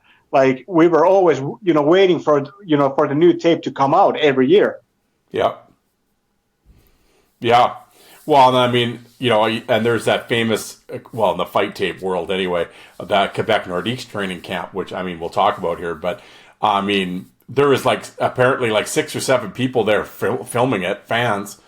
And it was Twist and Kordic and the Roberge and Mayotte and Greg Smith and Kimball. And, I don't know if Kimball was there. Was Kimball there? Yeah, I think so. Yeah. And it was fight, pick up your shit, fight, pick up your shit, fight, pick up, it's just constant. And it was it's just a whole different world. Unbelievable. And these guys were all fighting for spots. Yeah. And not even in the NHL. Now you're fighting for an American League spot too, and it's just, and there's 10 and 15 guys there just brawling constantly. Yeah. It's unbelievable. But when you watch it, it's just today's fan can't comprehend it. Now most camps have no fighting policies and stuff, but back then it was just actively encouraged. It was crazy. Yeah. So one thing we forgot to say is that that the year before, 88-89, Serge had a total of 32 fights, and then this season we are now talking about 89-90. He ended up with 35 fighting majors, and I have a couple notes here, but the first note comes from December 12th when Serge was called up to the Canadiens and he was in practice. He had a free swing duel against Mike Keane, and there's no other information here. But the day before, he actually fought Dean Ewan. And if I'm not mistaken, Joe Lucido was there at the game to see it live, if I'm not mistaken. But Joe is a good American, by the way. I love you, buddy. Yeah, he's all right. Yeah, he'd make a great Canadian as the 11th province. He'd do all right. Jay and Alec, on the other hand, I don't know about that, but Jay and Alec, I just want you guys to know that my favorite Pop-Tart is the Prairie Oyster Pop-Tart, as in the food, not the beverage. There you go. Yeah, I just wanted to make it really clear. We'll let the folks look up what a Prairie Oyster is. Yeah, you're really making us look hillbilly now there, Yuka. Attaboy. Yeah. But, but here you go with the... What's that? One, though. Wow. I did leave Saskatchewan, so... That's true. But the thing with Serge there, this is where... See, the Yuka, man, he finds it. He flips the rocks over, folks. This is where you're getting information that you never... I never knew Serge was up with Montreal. That's crazy. I didn't know that. Yeah. And then he gets called up and he gets into a camp, it's not even camp, regular season practice fight with Mike Keane. Tremendous. Yeah. And so also I think, it's it's good to inform the people that this year also, on November 21st, Serge fought the very young Ty Domi, who played for the Newmarket Saints that year. So Fights on YouTube, Fourth Line Voice. I was just watching it. Good fight. Yeah. And then we go to February 2nd, and Corey Bolio and Mark LaForge were after Roberge again, and Roberge fought, let's see, I have the rivalry list here. He fought Bolio 5 times, and LaForge he fought total of 4 times over his career. But, yeah, so LaForge received a match penalty for headbutting and a 5-game suspension. And Mark LaForge said about the scene, I guess if you look at my reputation, I have to feel fortunate with 5 games. Roberge is the kind of guy that picks his spots. I was sick with the flu, and I think he knew that and came at me in the corner. I was just really tired, and in a fight, you're not out there to make friends. Well, Mark LaForge, I know that you, in that great Tough Guys documentary, he confessed that he was, one of the guys who might, snap and do something stupid. So a little later on, a few years later, actually, when Serge was fighting LaForge and Serge was winning the fight, LaForge again headbutted him, and again he got suspended. So, yeah. Oh, LaForge, yeah, he's one of those guys. I laughed. Oh, yeah, he's a spot picker. Yeah, Serge Roberge is a spot picker. Come on now. But, yeah, LaForge is a snap show, man. Like, that guy, I mean, banned from the OHL and, and all that stuff. He was, and I've had guys on my show talk about him, and, yeah, he's a little different. Yeah. Kids, you want to see the fight, Darren Kimball against Mark LaForge. Just saying. Yeah. Yeah. Then on March 17th, Serge fought Brent Hughes, whom I always thought was very underrated because I thought he was a good power forward.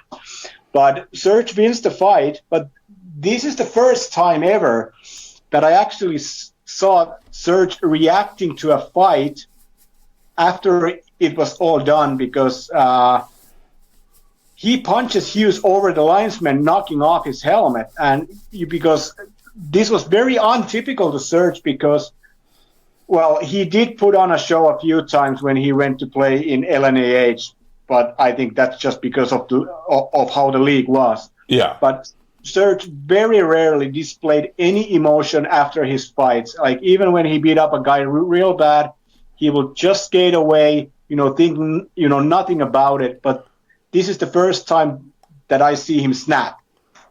So, and it's actually a great punch because the fucking helmet just flies off from Hughes' head. So,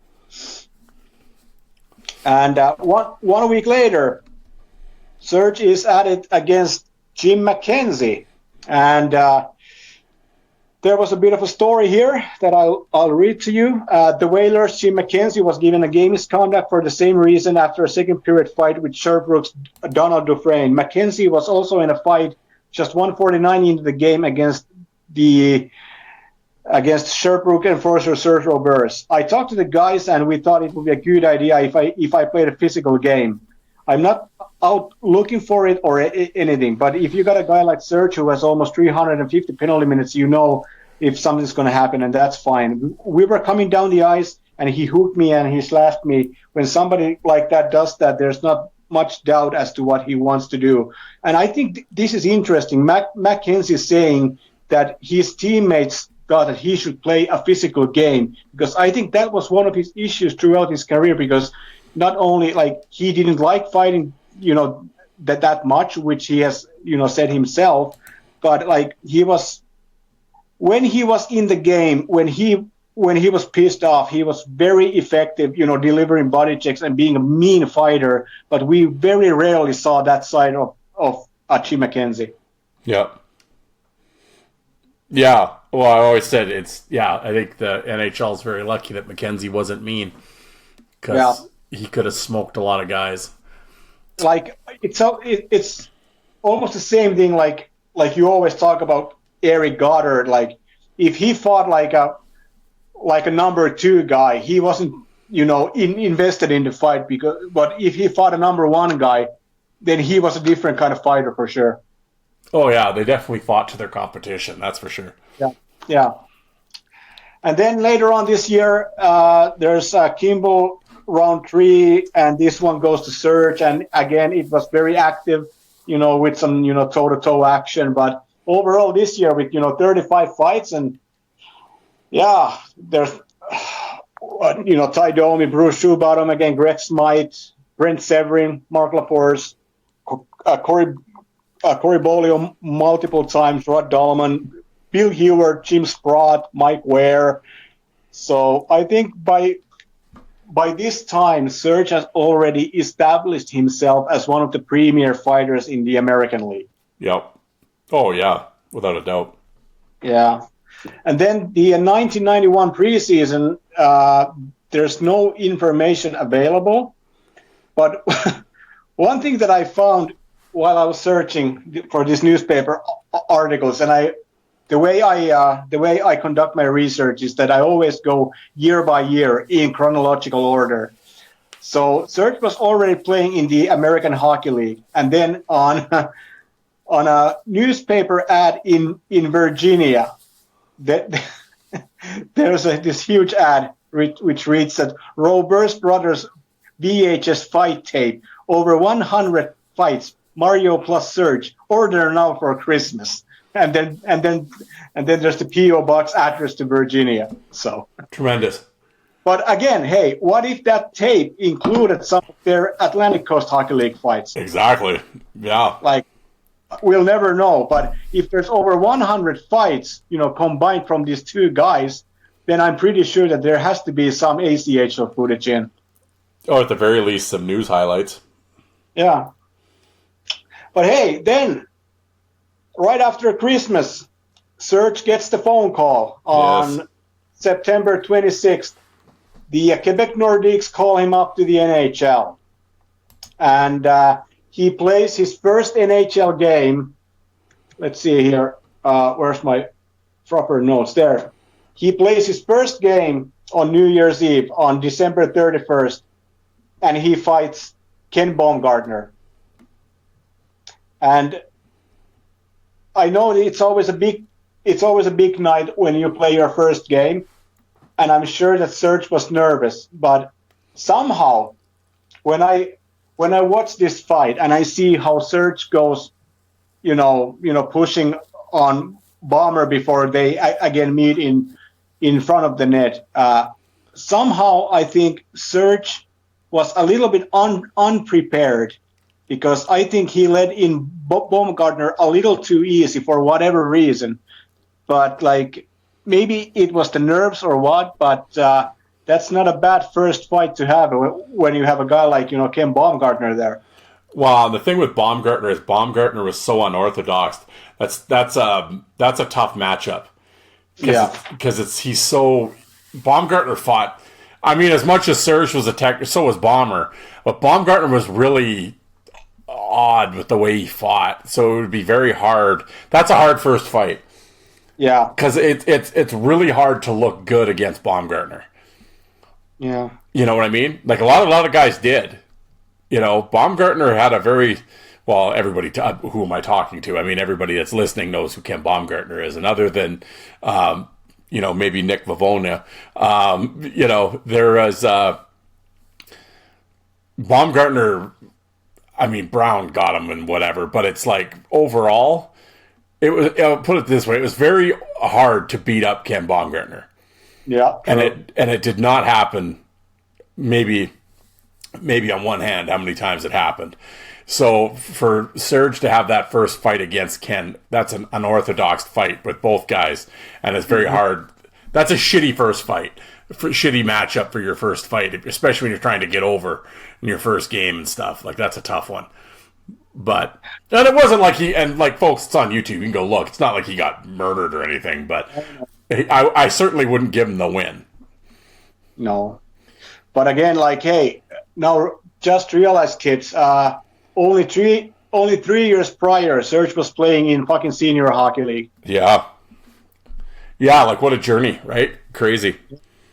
And then, unfortunately, Serge only had one more fighting major in his 9 games with the Nordiques. He actually dressed up for 14 games, but he only played in 9 games. But that one other fighting major came from a nothing fight against Troy Millette 3 months later. And also he had one high sticking major in a game against the Bruins, where I think by accident he high sticked Jeff Lazaro, who was like a skill player, and it wasn't Serge's style to go to go crazy with his stick. So. But I wasn't able to find any other notes from any of Serge's NHL games. So, but hey, 9 games in the show, and 3 years prior, playing senior hockey. So that's an incredible achievement. Absolutely. Yeah. So then, also when he was demoted back to the American League, he also fought the guy you already mentioned, Ron Aubrey, and he makes him look silly.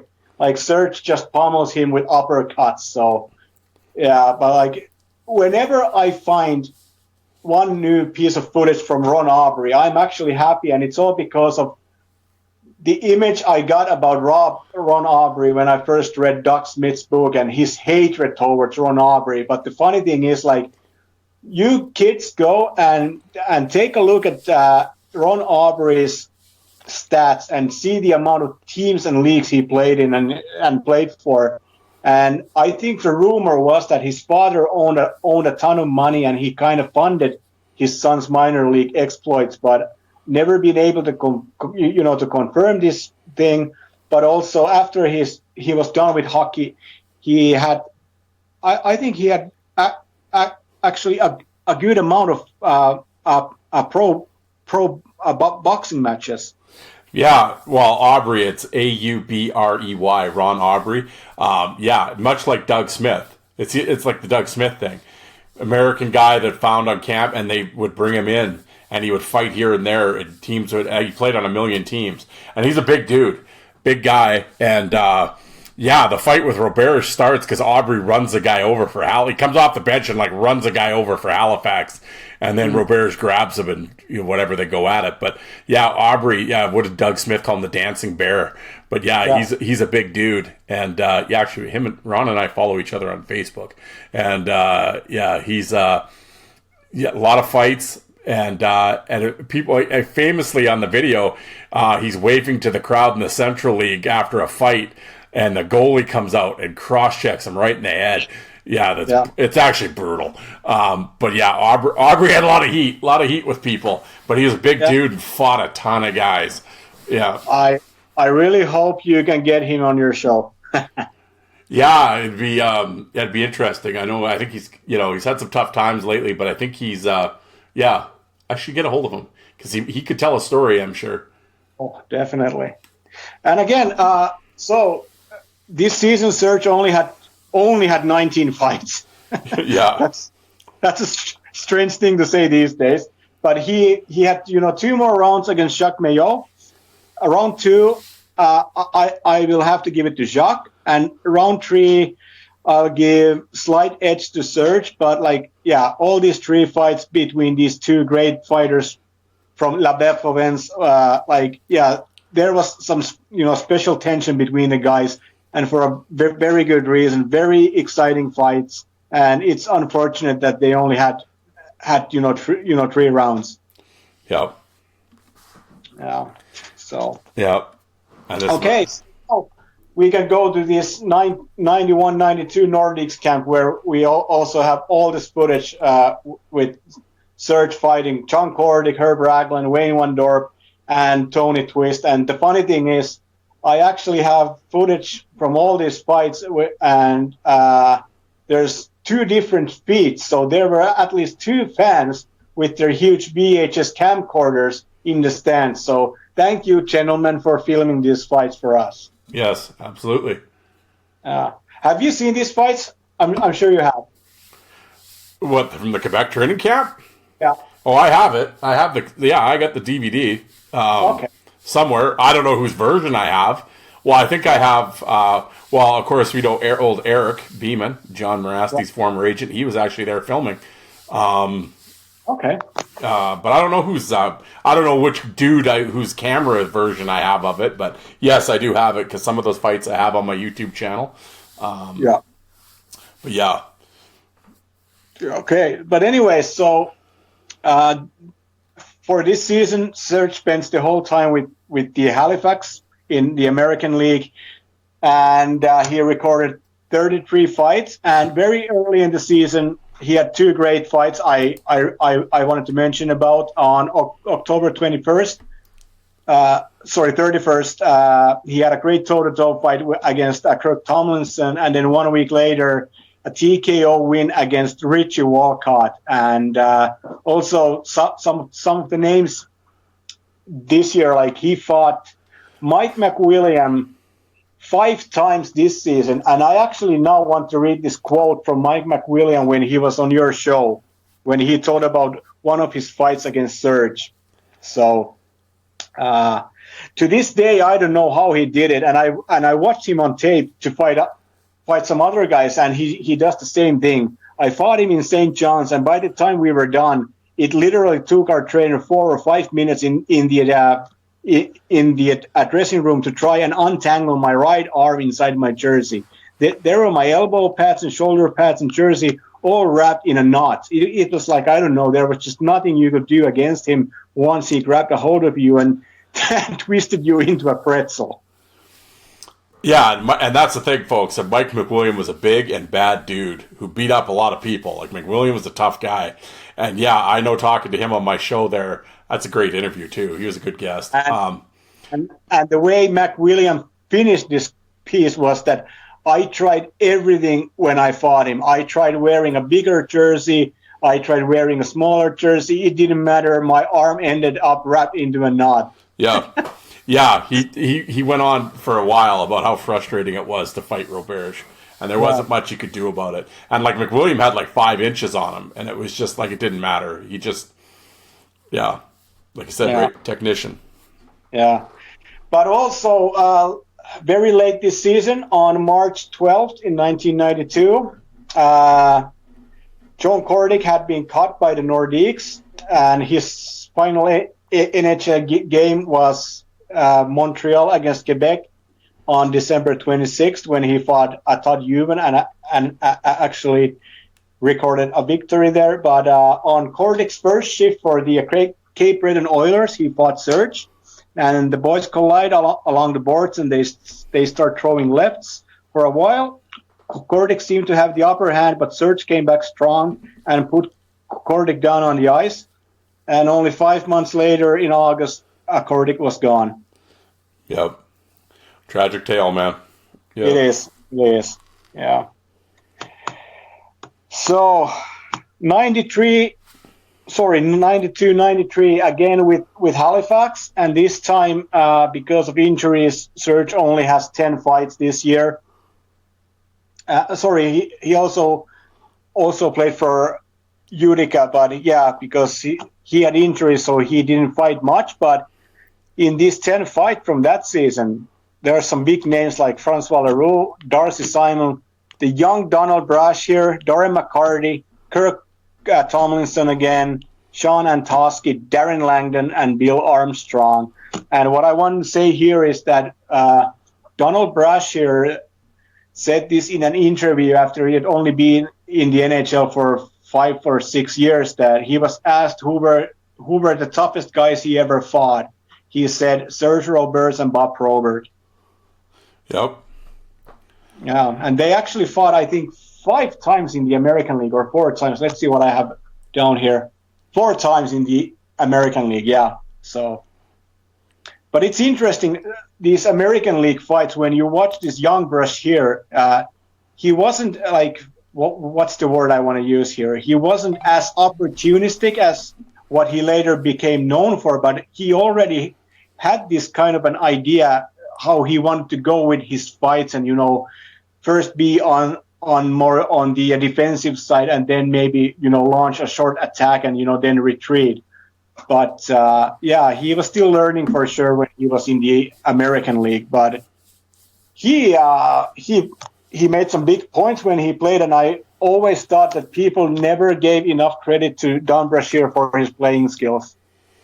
Oh, he was awesome in the American League. Almost a 40-goal guy and a heavyweight fighter. And Brashear is a really good player. Played for Team USA in the World Championships. Oh, Brashear was way better than what people give him credit for. No. Yeah. But then on February 28th in 1993, Serge and Steve Jakes run into each other. And I have to say, Steve Jakes appeared on the Coliseum Chronicles. And you should go and listen to those episodes because Steve Jakes is one of the greatest storytellers I've ever heard. And whenever he sends me an email, he always has these incredible details of, fights and plays that happened during a game like 30 years ago. And I asked Steve Jakes about this fight, but what happened here was that the boys collided near the boards and they decided to drop the gloves, and Jakes was the faster guy, and he put Serge down with a very snappy right hand punch. And Serge was so mad, I think maybe he was embarrassed because he had never been put down that way. But he held on to Jake's jersey for almost a good minute because he just didn't want to let go. And this is what Steve Jakes said in an email last week. I had played rookie games like against the Brothers when I was with LA. They had quite the reputation. And this play was kind of on the boards, and I turned around and I just egged him, and he went down on his butt. I don't want to say I knocked him out, but I think I surprised him. After the incident with Serge, they kicked him out of the game for not giving up, so I didn't have to deal with him that night. I think I played against him when he was in with the Rafales, but I don't remember anything out of the ordinary. I kind of recall he didn't get a lot of ice time, so it may have been difficult for him to target me perfectly. Plus, if the game was close, it would have been dumb for me to fight him unless he really provoked it physically. I doubt I would have fought him in a close game if he just wanted to. But I know this fight is not on YouTube, and I'm not sure if... I think I sent you the Roberge DVDs I made, but it's a very good punch by Steve Jakes. Like, it really caught Serge by surprise. Steve Jakes is a bad dude, man. And Steve Jakes is one of those guys. He actually has his own YouTube channel that has like full IHL games and stuff, and has old Western Hockey League stuff when he played in New West and stuff, or Tri-Cities. And Steve Jakes. I wish more players had taken the time like Jakes did to save their career and film things and get video and stuff, because he's got a great YouTube channel. It gets like Hop 180 or Hap 180 or something his YouTube channel, and he's got lots of good stuff on there, like full IHL games and stuff, and great quality too. But like you said, great storyteller, and absolutely. And if you care to look at his stats, like, he put up great numbers. Yep. And the way he handled, this part of the game, he could do it all. Like, he was not a big guy, but he would fight the heavyweights. But also in these interviews with Joe, the way he explains sometimes when he decided, maybe to manipulate a situation, or if he just, I think he confessed that even if he pulled, some kind of a cheap shot, well, that there was a very good reason behind it, or a reasoning behind it. But the way he, describes every situation and his honesty is something remarkable. Yep, absolutely. Okay, so then only a few days later, he fights Darren Langdon for the first time. Young Langdon up from the ECHL with, in the ECHL, Langdon had 54 games, 45 points, and 429 penalty minutes. So they go toe-to-toe for a while. Imagine this, Serge and Darren Langdon go toe-to-toe against each other. So this is another testament to the fact that Langdon hadn't yet developed his style, which he later became known for. But it would be amazing if Langdon didn't learn anything from his fights against Serge, because he was pretty much the lone, at what's the fucking word? A technician when he played in the NHL. Like, his style was so unique, and he was very effective, and like, he was never the strongest guy nor the biggest guy, but he could fucking frustrate some of those monsters and, have the fight go his way. Absolutely. Yeah. But yeah, for sure. Just definitely, he has to be a student of Roberge. Yeah. Okay, so then 93-94, preseason time. First, Serge was with Adirondack, and he fought Tony Joseph. But then later on, he joined the Cape Breton Oilers, and the way the team announced his arrival is actually pretty funny. It happened on a game broadcast when Cape Breton played against Fredericton on October 31st, Halloween. And the play-by-play announcer gets all excited after he received a press release, and he was able to announce that the team had signed Serge on a tryout deal.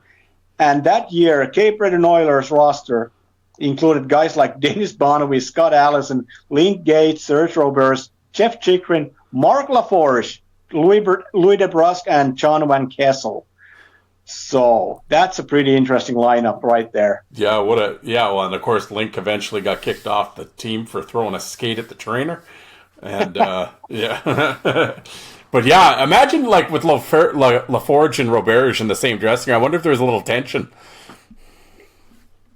Yeah, because the other suspension for headbutting had happened 1.5 years prior to this moment, when they became teammates. So I don't know, but it would be interesting to know for sure. But hey, 2 days later, Serge plays his first game for Oilers, and he runs over Curtis Hunt in his first shift, and he tries to get something going. And later on the game, he fought Frank Bialowas. It's a pretty much nothing fight, and the camera didn't catch the start, but looks like Frankie took some shots early, and I think Frankie won that one.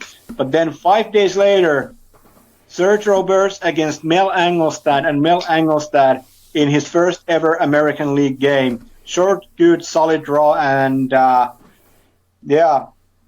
Serge and Mel fought three more times later on in the American League and the IHL. But what a debut, from Mel, and he only played one game in the American League that season. So yeah, with the Prince Edward Island Senators. Yes. Yeah. So good for Mel. And then later on again, he fought Brashear, round 2, beat Serge, and he puts Brashear down, and Serge controlled this fight with ease. This is what I wrote down for myself here. And then in March 1994, Craig Duncanson is given a 5-game suspension for intent to injure on an over-the-head two-handed tomahawk slash into the upper body of Serge. Serge had hit Duncanson at the end of the game and was given a 5-minute major for checking from behind. And Duncanson later said he regretted the incident, but he did admit that he did it out of frustration for getting hit from behind. So, and hey, that summer, Serge plays in the RHI, and I think you can explain to people what was RHI. Yes, the Roller Hockey International.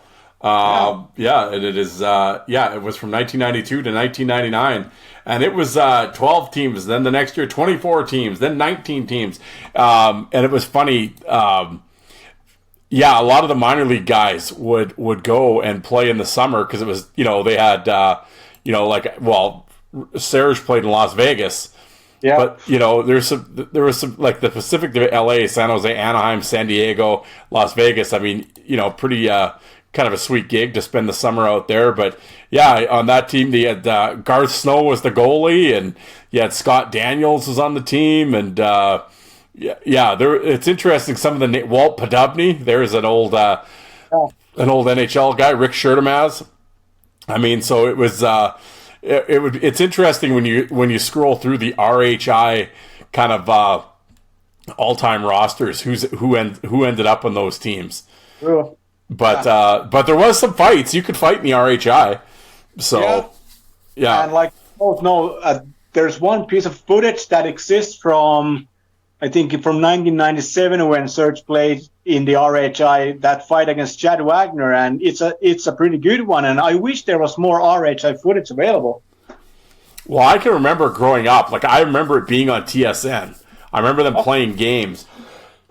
And we kind of watched, because at the time, again, you didn't, it's like, because there was no internet, you didn't, it's like, what is this? And then every once in a while you'd hear a name, oh, I know that guy. Like, because you just thought it was just some roller hockey being played, and all of a sudden you'd hear a name, and it'd be like a Walt Podubny or something. You'd be like, oh, there's actual, like, real pro guys. Like, okay. Yeah. And then I remember seeing some fights and stuff, but yeah, I never thought about filming it or recording it, which was so stupid, but I wish I had. But there was a few, they had like pro beach roller hockey and RHI, and I think there was major league roller hockey. Like, they were really trying to get it to work. I know that. There was different roller hockey leagues, but the RHI, I know the Anaheim team actually drew a pretty good crowd and stuff. They were sort of like the dynasty team, the Anaheim club. But yeah, there was it was kind of a big deal there for a couple years. Yeah, and I'm just here looking at this 96-97 season RHI standings list, and teams in Orlando and New Jersey, Montreal, Buffalo, Ottawa, San Jose, Anaheim, Los Angeles, St. Louis, and Sacramento. So, yeah. And I think it must have been fun for the players also, because, not only could they play some hockey, so to speak, but they could also, maybe party together a bit, and just go to places that you didn't go to if you played in the American League or the East Coast League or the old Colonial League. Oh yeah, well, I mean, it's sure a lot of guys that beat going home and working on the farm for the summer, right? Yeah, I can hang out on the beach in San Diego, and I know from having a few guys in the show that played in the RHI. Apparently the pay wasn't bad. Like, you got paid pretty good too, and it's so. They had a good time doing it. So, yeah, the RHI. That'd be interesting. I should, like, go through the RHI rosters and try to, like, get a hold of different people. That'd be maybe fun to do an RHI episode. Yeah, for sure. Yeah, actually, now that you said it, like, because I know that I've seen some RHI compilations listed on some guys, collections over the years, but not much footage is on YouTube, unfortunately. Yeah. I remember I had a tape a little bit that had some RHI stuff on it, but I think I have a Langdon fight from the RHI. I know. Really? Yeah. I know I remember him doing something. I don't know if it was a fight, but I remember him punching. He got a penalty anyway, but I'm pretty sure it was a fight. And because I didn't know he was in the RHI at the time when I got the tape, and I was just like, oh, okay. And yeah, I don't ever know what happened to that. I could go look, but now that Darren Langdon in 1994 played for Anaheim in RHI, 21 games, 26 points, 119 penalty minutes. So yeah. Good. Yeah. So there you go. So it's a pretty good chance that it was a fight then. But I know it was Darren Langdon for sure. I know that. Yeah. But now we are about to hit what I call the fighting season of all fighting seasons. 94-95, Serge Roberge goes to Cornwall Aces of the American League, and he makes the team through a tryout. And the previous two seasons, Serge only had 18 fights in total. Low numbers if you consider that he had posted seasons with 32, 33, and 35 fights. So I will have to ask you to read articles number 8 and number 9, if you please. Okay. And then maybe, what's that? Yeah, maybe we talk a bit after you have read this first piece. There's Serge Roberge, who Hartley believes makes all of his players stand just a little bit taller. He's our tough guy. He can check, says Hartley. 6'1", 210-pound right winger. His experience in the league and reputation that brings us respect. I'm sure players on other teams know that he can go. They can't go after guys like Corbet and Norris and Savage because they know they're going to have to pay a price. The price might include a tussle with Roberge that might sound Neanderthal, but it's still part of the game, especially in the minor leagues. I think every team needs a guy like Roberge, says Hartley. Roberge, to me, is just like a cop at the end of the street sitting there with his radar. When you see him, you slow down. Here, they see him at the end of the bench, and they realize that the sergeant is ready to step in at any time. Sergeant Serge? It's a role Roberge is comfortable with, and he's one that he's performed since junior in Quebec, Hull, and Drummondville. I take care of the smaller players and give confidence to them, Roberge.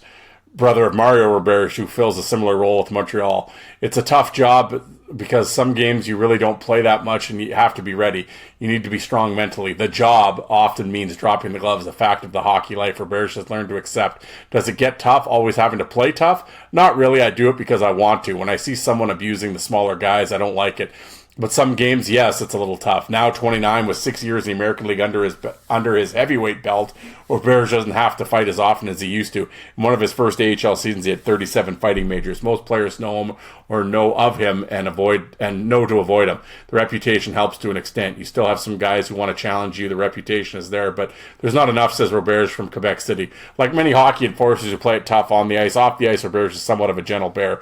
Married for 4 years with his 2-year-old daughter, Cassandra. Yeah, I'm a pretty quiet guy. My wife tells me I'm a good dad, laughs Roberge, who now rents a home in Cornwall, the latest city during his 6-year stint in the American League, which has included stops in Sherbrooke, Halifax, Utica, and Cape Breton. This year, Roberge had several offers, but chose to play in Cornwall for Hartley, a key ingredient in the transformation of the Aces. Yeah, so 2 notes from me. One story that I remember, which is included in the Sami Helenius book that we had published over 20 years ago. It was Janne Laukkanen who played many years in the NHL. So this was his first year over in the American League, and of course, going to the American League from Finland in 1994. That was nerve-wracking for a lot of guys because they had no idea, what to expect. Like everybody was afraid if they would have to go into a fight and whatnot. So on the first day, when Janne Laukkanen goes to the ring and he meets Serge said in a very thick French accent, "You play, I fight, I protect you." There you go. So imagine when you are a fucking 20-year-old kid and you see a guy like Serge who had a crooked nose and all that, and he just tells you like in this very very matter-of-factly style, with ease and calmness, like, "You play, I fight." Like, yeah. Yeah.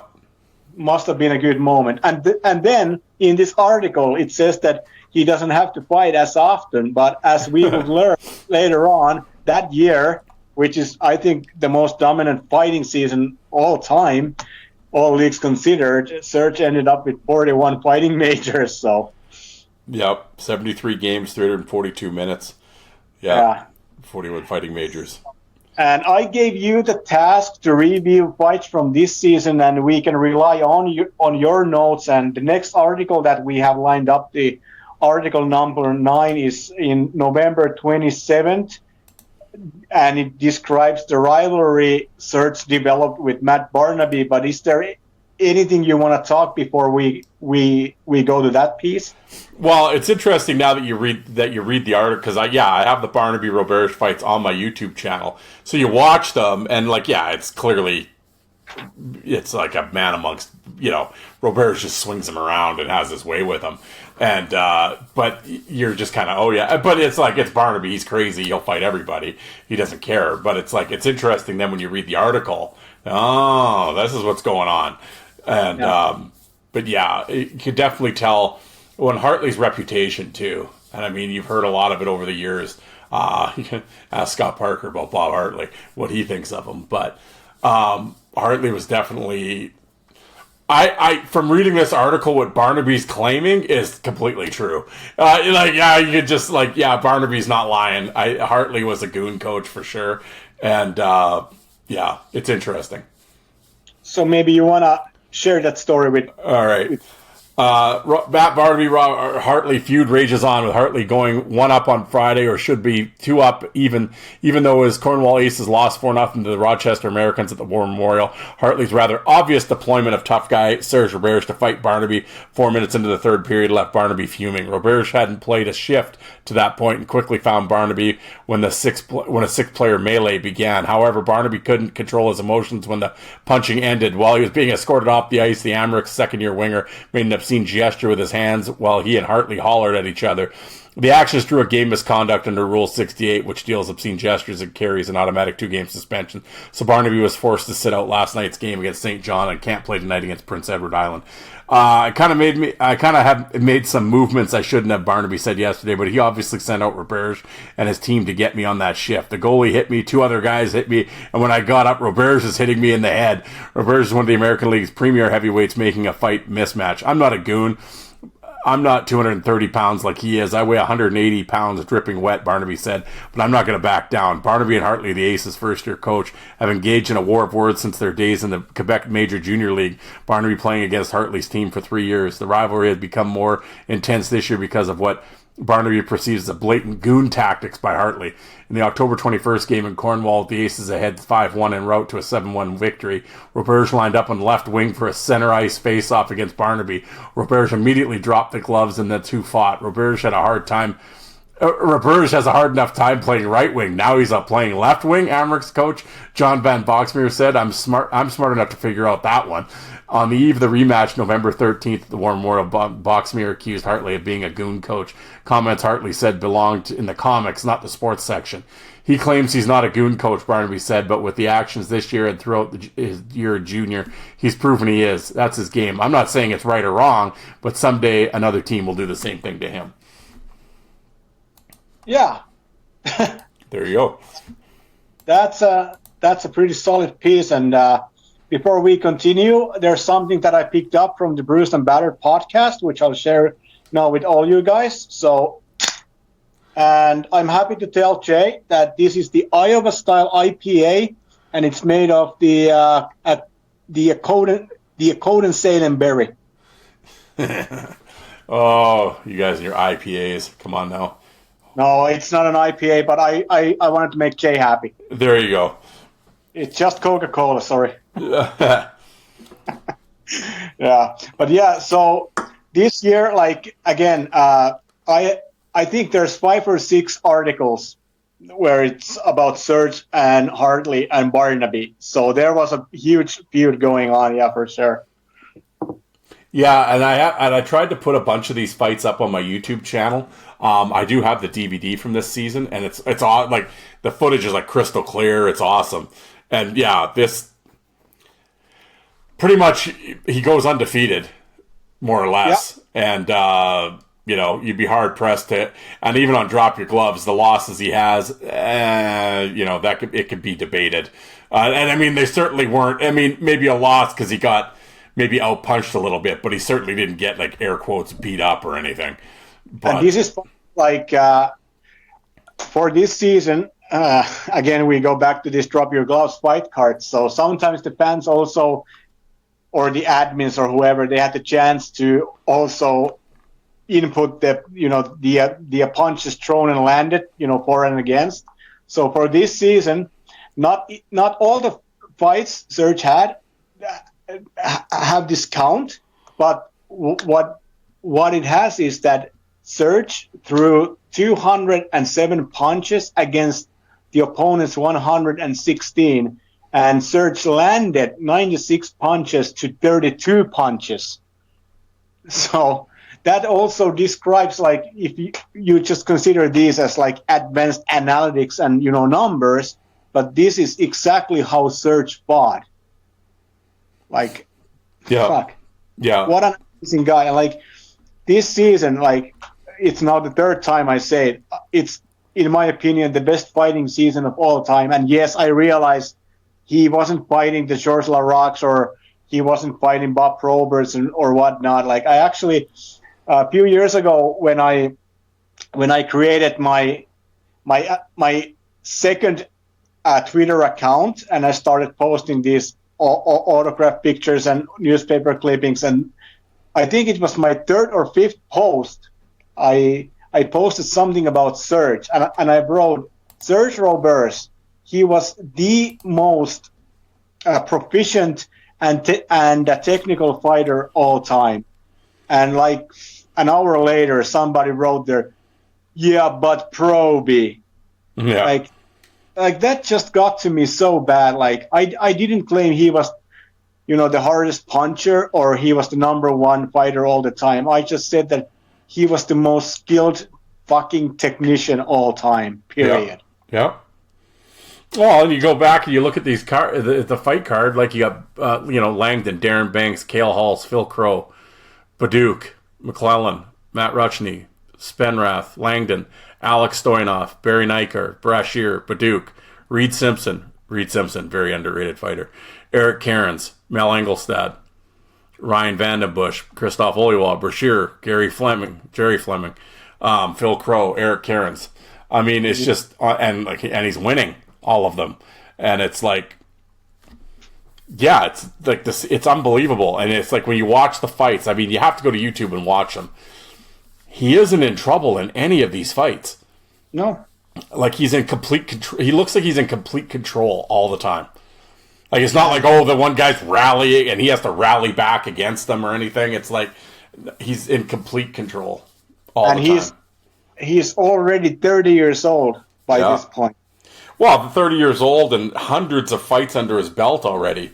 Like I couldn't imagine what his hands are like and his shoulders and everything else. And it's just like, and just dominant. Yeah. So did you have any specific notes from this season regarding these fights? More so, not so much like individual fights. It's just the general overall. It was just, like I said, it was just like watching him, like even against guys like Langdon and Brashear and stuff, like, and just, and Eric Cairns, for as big as Cairns is, he's just, it's just, you have to, like, and Cale Halls, and like some people, Cale Halls, they think of his NHL career and they're like, yeah, whatever. No, Cale Halls, when he was in Albany, coming out of the Western League, Cale Halls was voted toughest guy in the Western Hockey League. Then he went to Albany and he like fucking wrecked guys in Albany. Cale Halls is a bad motherfucker. And and then all of a sudden he got to the NHL, and I don't know if someone told me he didn't really need to fight anymore, but he didn't really fight that much after that. Oh, granted, he ended up playing 700 games, so good for him. I mean, hey, if you can play 700 games, you don't have to fight. Why fight? But Halls is a massive dude and could fight, and he was left-handed. And Roberge just pushed him where he wanted to push him. And it was like, and same thing with Eric Cairns. Now, Eric Cairns is young at the time and bit of a catcher back in his younger days. But like even guys like Reed Simpson, who was grossly underrated, and Langdon. Like I said, at no time, Roberge wasn't in trouble against any of these guys. And he's just, and he controls them. And the thing that I was surprised with Roberge, especially against bigger guys, like I said, it's hard to explain. It's like, it's just, he controls it and he pushes them where he wants to push them. And it's like, yeah, I don't know. I don't know how any other way to describe it. It's, I mean, the fight with McClellan, he catches him, and it's like, I mean, McClellan's older at the time, but still, bad dude, man.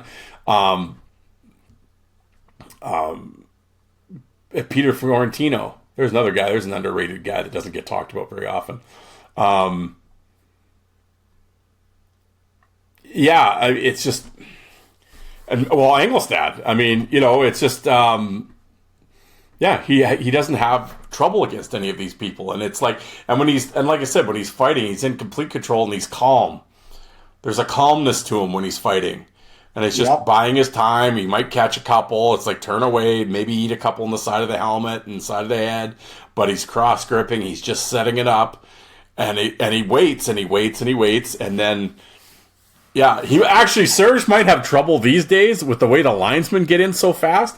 Maybe Serge would have a lot more losses because they wouldn't give him time to to make the comeback. But because he buys his time and just I can't. Like I said, the fights are on YouTube, folks. You can go look them up, and it's just you'll see what I mean. He's just dominant and in complete control. And even though we talk so much about his, grappling techniques and all this stuff, but I think one of his smarter moves is actually pretty simple and straightforward. When he has the opportunity with his main punching arm, which was his right arm, he will just point it straight down and keep it away from the other guy, and he would wait for the moment. Yeah. So simple and so fucking effective. Man. So yeah. So I have to bug you again. Article number 10, and it's about the Roberge brothers, and there were so many articles where Mario or Serge said that they would never fight each other because they are not only brothers, but they're also best of friends. But this article had some other stuff also that I deemed this one, worthwhile to share with the audience. Yeah, the only fight in their future may be a dispute over who catches the biggest trout next summer. Serge played against Mario on Thursday night. They shared a willingness to punches at the last name. The second part was prevent any Roberge heavyweight tilt bout coming soon to any AHL arena near you. They didn't drop him in Fredericton on Thursday, and they probably won't in any of the remaining 3 meetings during with the teams. There's no chance of a fight. There's never been one before. Cornwall Aces, Serge said. I don't think my dad would enjoy reading in the newspapers we had a fight. It's not like we're there with no willing partners around Thursday. Serge fought with defeated Donald Brashear. Mario roughed up Corey Banica, but it stopped there. Serge 6'1", 208-pound, 29-year-old right winger. The Cornwall Aces fans know and love for his punching prowess. Mario is 5'11", 190, 31-year-old left winger whose most impressive statistics can also be found in the far right column. After 4 seasons with Montreal in the National Hockey League, Mario is now a player assistant with the Fredericton Canadians. The last couple of years, Mario talked about staying in the game by coaching. Serge said, not entirely dismissing the suggestion that's a route he may take in the future. Yeah, maybe I could be as an assistant coach later on. Serge chatted in the airport the other day about the importance of family. He talked about this summer when, for the first time in a couple years, both he and Mario were back in their native Quebec City.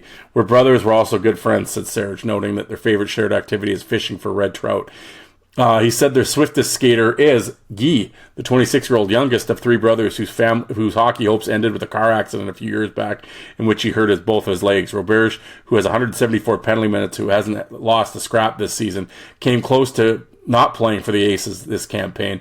Roberge, cut loose by Cape Breton, had primarily talked last summer with Quebec Nordique's general manager Pierre Lacroix and the Aces head coach Hartley. With Adirondack also inquiring about his services, Roberge announced last call to the Aces, who were on the phone, who were his first choice. I phoned Bob and said, "Get it done today because tomorrow I'll be gone to Adirondack." Roberge joined the Aces for an exhibition game in Three Rivers in mid-September and signed to a 1-year deal.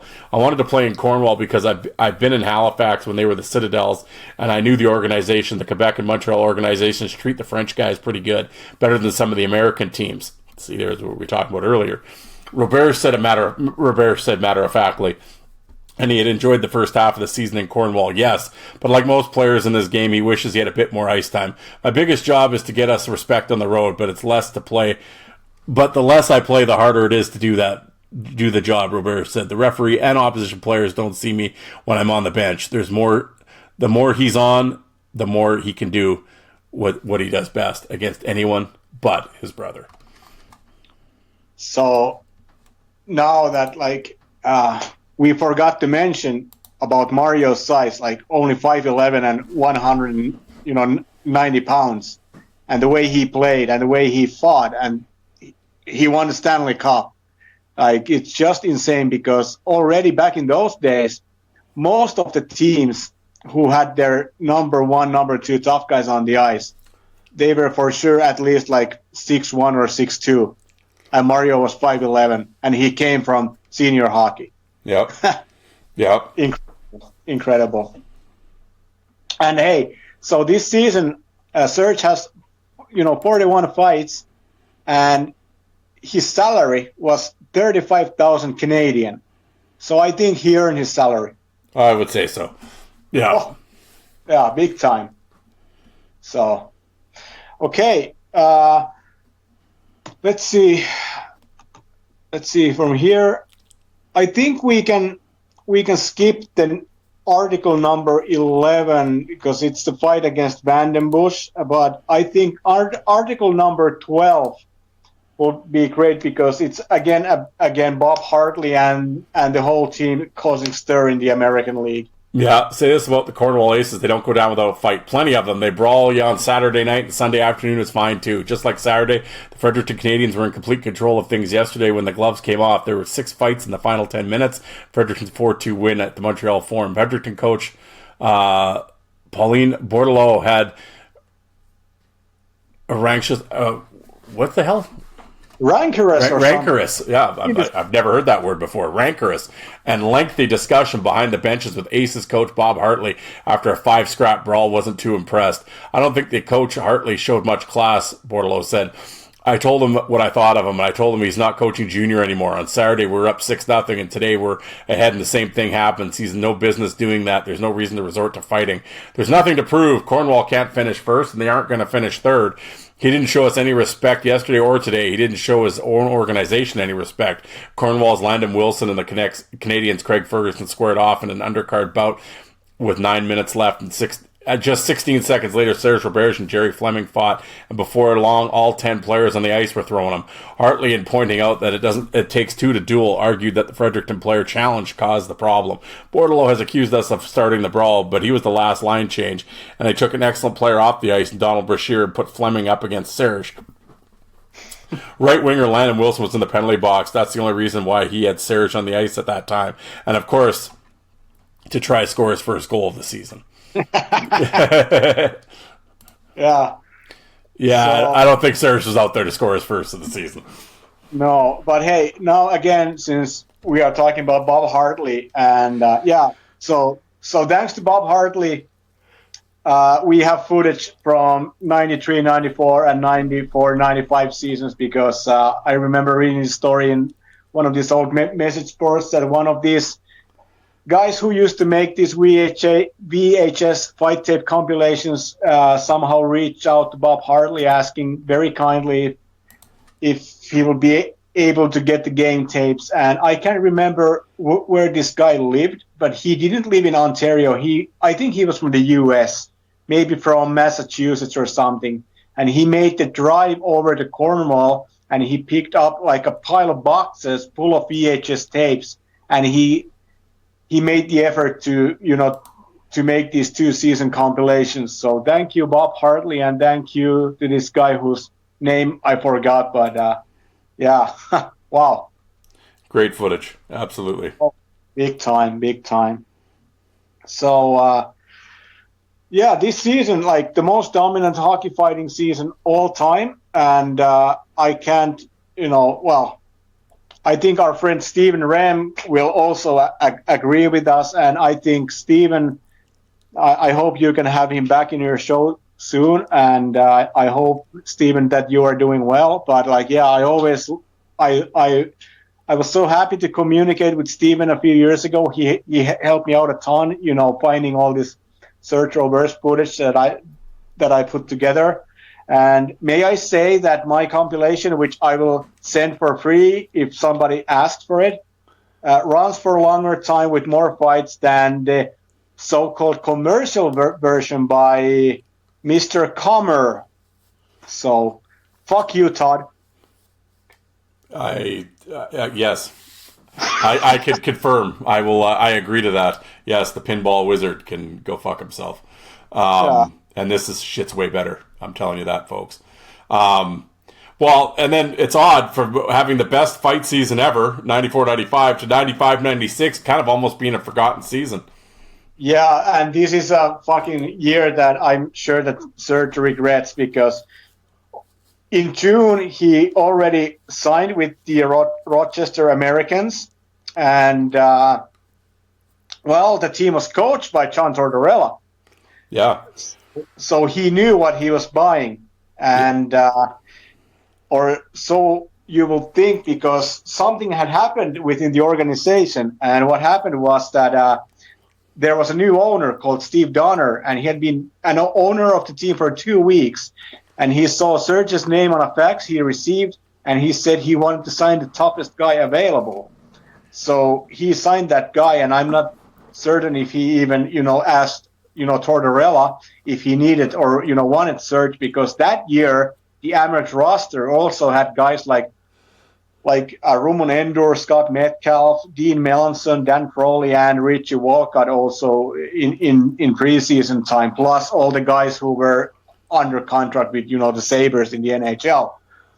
But yeah, this season was so hard for Serge for sure, and he only had 4 fights with the Amerks, and I think the people in Cornwall, the people and fans in Cornwall, they really love Serge because throughout the preseason time and the early winter time, the local newspaper back in Cornwall, they were, publishing these articles about Serge and who's going to replace him in Cornwall.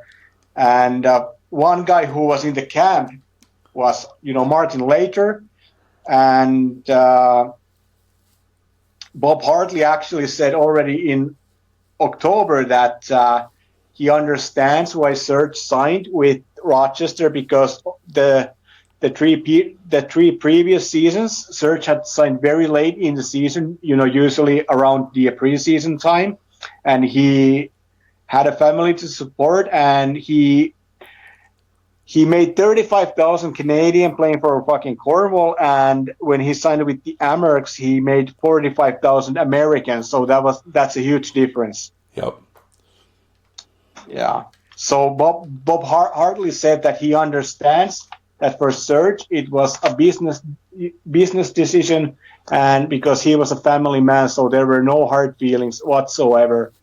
But yeah, this season is so bad, and there's no footage available from his time with the Amerks, and I think you can now read the next article, number 13, which is from December 1995, and prior to this article being released, Serge had only had 1 fight, which was in November against Sylvain Blouin.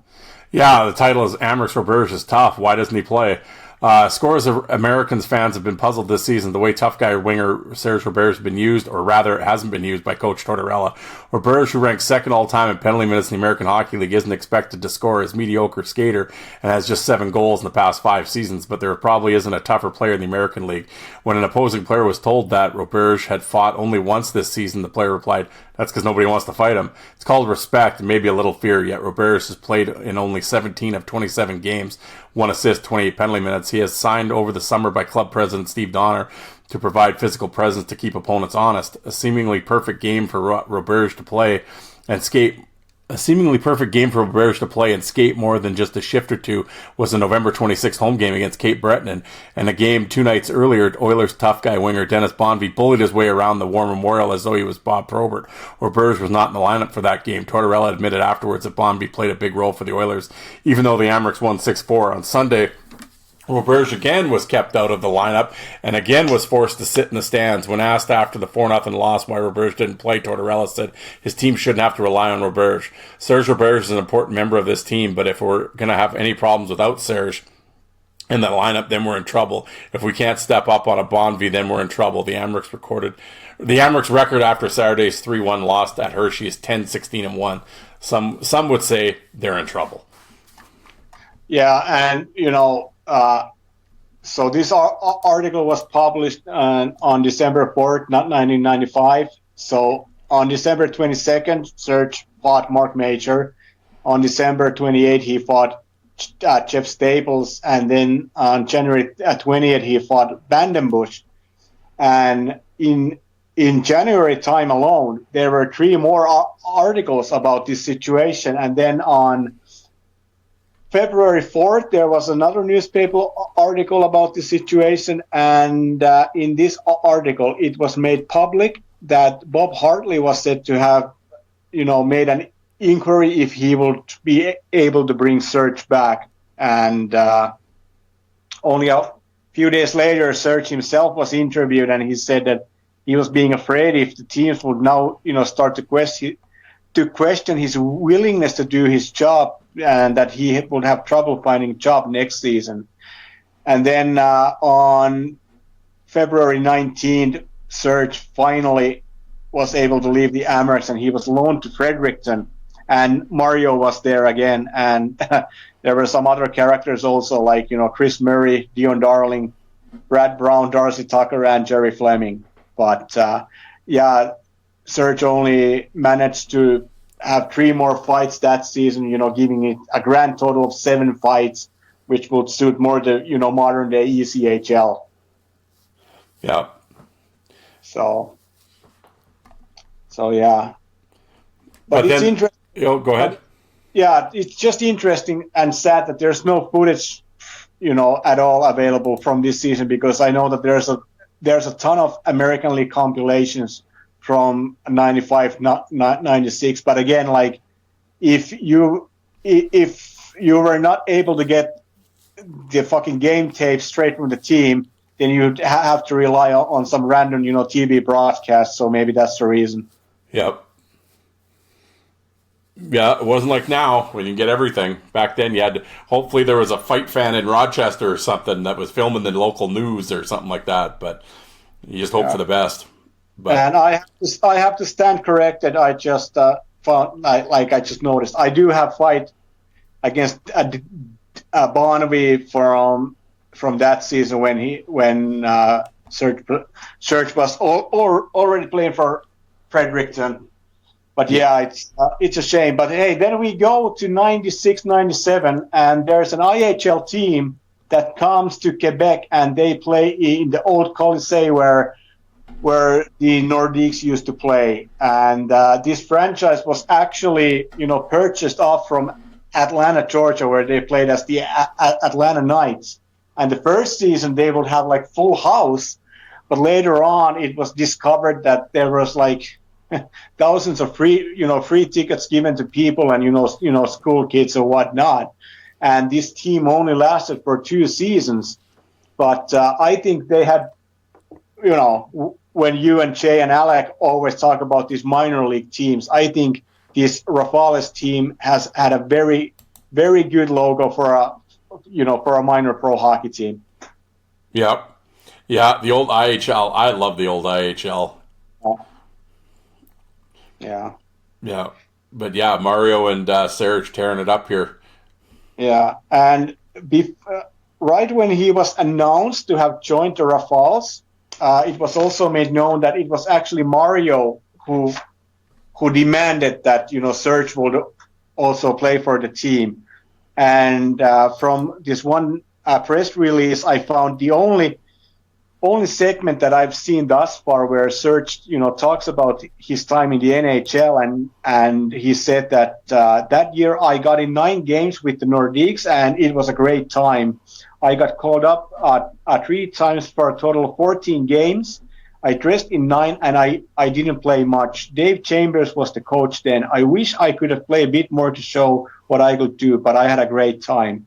Now it's 5 years later, and the Roberge boys are together again, wending their way toward the conclusion of what looked like 2 of the most unlikely of professional hockey careers. And yeah, that's so true. Oh yeah. Yeah. If that, you know, 94, 95 season was dominant, I think this 96, 97 season is a good runner-up, because Serge he had a total of 25 fights, and the only fight he lost that season was against Aaron Downey, and this was also Aaron Downey's first game in the IHL, you know, being called up from the ECHL, and actually Downey made a very bold gesture in the locker room before the game. He stood up in the locker room, and he told his teammates that he will take care of Serge, and I have to say he fucking pummeled Serge in that game and that fight for sure. Yeah, and then Manitoba and all their wisdom got rid of him. Brilliant. Yeah. But yeah, again, you know, Bruce had a great toe-to-toe with Bruce Ramsey, dropped Jim Kite, Barry Drager, Hayward, Clayton Norris a couple of times, Drager again a bunch of times. Actually, an interesting fight against San Antonio's Joey Koser. Exactly. Yeah, Darren Kimball in Manitoba. Dave Marcinishin, grossly underrated Dave Marcinishin. Marcinishin was awesome. Yeah, great fight season that year in Quebec. And what we talked yesterday was something what one of your previous guests said that when he fought Serge. So Sean Penn, he had a 2-minute fight against Serge, but he wasn't able to throw even one punch. Yeah. But something caught my eye with these fights, like very early this season. Like, I'm not sure if this season, if Serge had, if he used a fucking tie down or the fucking fight strap, because I saw guys pull the jersey over his head like on multiple occasions, like, Kimball, Donnelly, Downey, and that had never happened before when he played in the American League. So that kind of caught me by surprise, because I am pretty certain that Serge would have been, very, very, specific about his fight straps and all that stuff. So you would think so, with the amount of time or the amount that he grappled and stuff. You would think that would be a big deal to him for sure. Yeah. But also there's one article from November from that season, number 15, and it's the last one that you will read to us with your honey-like voice. So if you the billing suggests something out of the World Wrestling Federation. There's nothing phony about Serge Roberge. Mario Roberge and his brother Serge provided the Quebec Rafales with some punch in their inaugural season in the IHL. I know Quebec was the place for me, Mario said. I sat down with Mr. Uhl, Canadians General Manager Ray-Jean Uhl, last June. He told me there was no room for me in the Canadians organization. I talked to a few people, but when I heard the Rafales were coming to Quebec, I thought, this is perfect. I come from Quebec, and I know the city. The Rafales were similar thoughts. Roberge provided them with an instantly recognizable name, even if he was revealed during his years as an enforcer with the hated Canadians. He is the team's captain and acknowledged leader on and off the ice. Being captain is an honor, but it means more away from the ice, talking to media, the fans, things like that, Roberge said. I think that's part of my value. For most of his career, the 32-year-old Roberge's value had been his toughness. He leads the Rafales with 48 penalty minutes in 8 games, but he had some help when there's that's where the 31-year-old Serge, former player in the Nordiques organization, comes in. I play aggressive style, but I don't fight as much as I once did, Mario said. That's why when I was talking to the Rafales this summer, I told them I wanted Serge. I looked at the roster and saw that we didn't have a lot of big guys. I didn't want to be alone out there. We've picked up some guys, but it's good to have Serge. The word leader is often used to describe Roberge, and when the Canadians sent him to Fredericton last season, he was listed as a player coach. He did little actual coaching, but admits that he might be interested in pursuing that line of work in the future. I have a 2-year contract here, and I'll be 33 when I'm finished, Roberge said. Be interested in coaching, but there are a lot of guys who want to coach. I'll just wait and see. In hockey, a lot of things can change in 2 years. Yeah. So, but yeah, like Mario said there, like they actually had surprisingly little toughness, because besides Mario and Serge, there's only Mark Bischoff and Brad Miller, and then there was Grant Jennings for 42 games, but that was about it. So, and well, Jeremy Milamok was there for 4 games that season, and then the next year he played more. But yeah, I was actually surprised that that was, Serge and Mario, they were the number one guys, and then Mark Bischoff, we all remember him from his brief career in the NHL, but he was one of the first guys who was like 6'6", who was up in the NHL, just to fight. And even though he didn't fight too much in juniors, he didn't fight too much in American League or the NHL, but he was a big boy, back in the day. And then so Mark Bischoff, that's also a name that I haven't even thought about for a few years, for sure. Yeah, well, they definitely must have learned the following year, because they got tougher the next year. Oh, they did, but before we go there, like I said, I think this season was also very dominant performance from Serge, because he only lost that one fight against Aaron Downey, and he had a couple TKO wins there, and the names here like again, Mike McWilliam, Rammer, Jim Kite, TKO win against Kite, and Barry Dreger, Rick Hayward, Darren Banks, Clayton Norris, Joey Koser, Kimball again, and Marcin Ishin, Donnelly, Downey, Steve McKenna. Yeah, he was a big boy too, and he was a very young guy at this point. But I think in this fight, McKenna looked more aggressive than he did in many of his NHL fights. But because I always thought that McKenna was up in the NHL just because of his size. McKenna sucked. I actually met him 19 years ago, and I interviewed him for my old website, and he was so kind. He was so honest about his skills as a hockey player and as a fighter. But I remember it very vividly. He was the first player to tell me how scared he was and how he had to deal with it, which meant that he got drunk the night before he played against St. Louis and a certain gentleman called Tony Twist. Yeah. Yeah, But, man. The mental aspect of it is just crazy. I remember, the way he said it. He said that he just wanted to forget that he even existed because he knew that on the following night there will be Tony Twist waiting for him. Yep. So after this season, summertime comes and Serge is back in the RHA, and the only fight that I know for sure, besides the one against Chad Wagner, is that he had a fight in July against Pete Vandermeer. There you go. Yeah.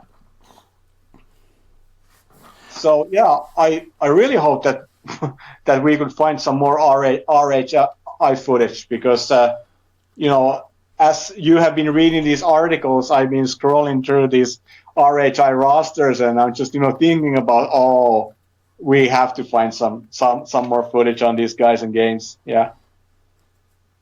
Oh yeah. A lot of toughness in that league. But so the second season with the Rafales, Mario is no longer there, but Serge did have some more help that year because they had a Darcy Seimer, a Dennis Maxwell, a Jeremy Milamok, Jason Simon, Craig Martin, Rick Hayward, John Craighead, Peter Fiorentino, Claude Boban, Dean Chinovet, Darren Banks. So I think they were okay in the in toughness department that year. Yeah, out with one, in with another. Unbelievable.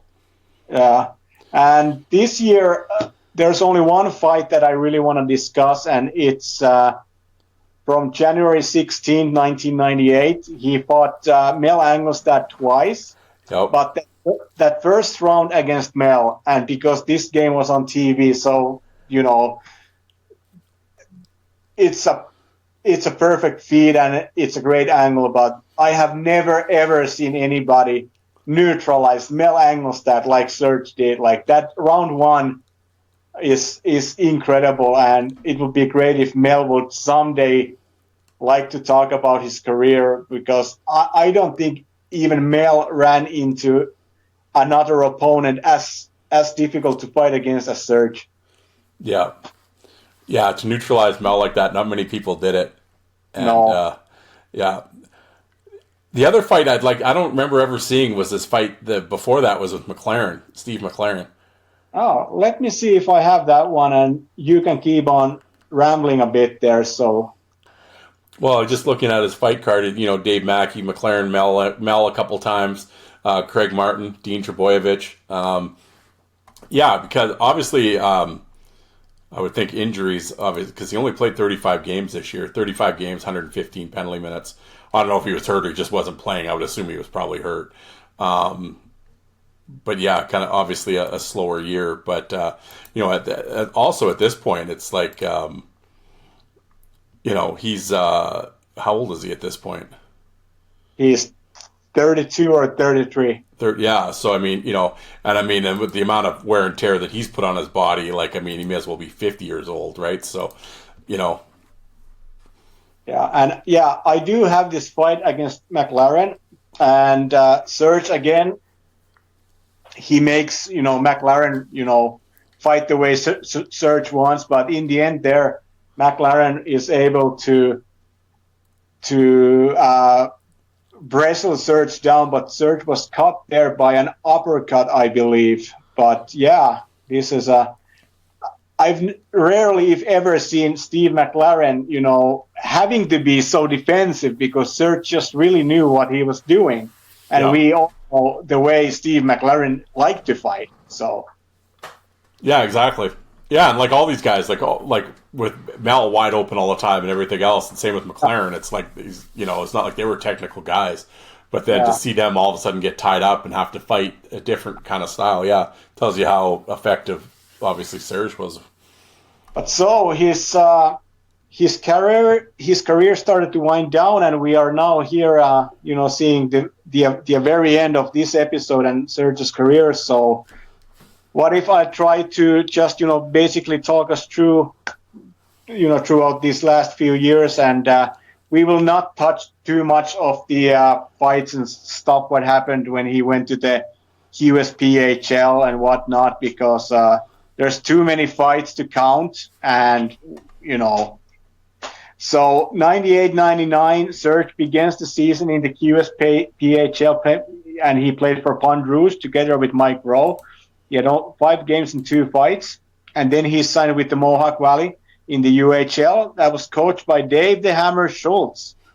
And the initial head coach signing had been Kurt Brackenbury, but he had resigned even before the preseason time.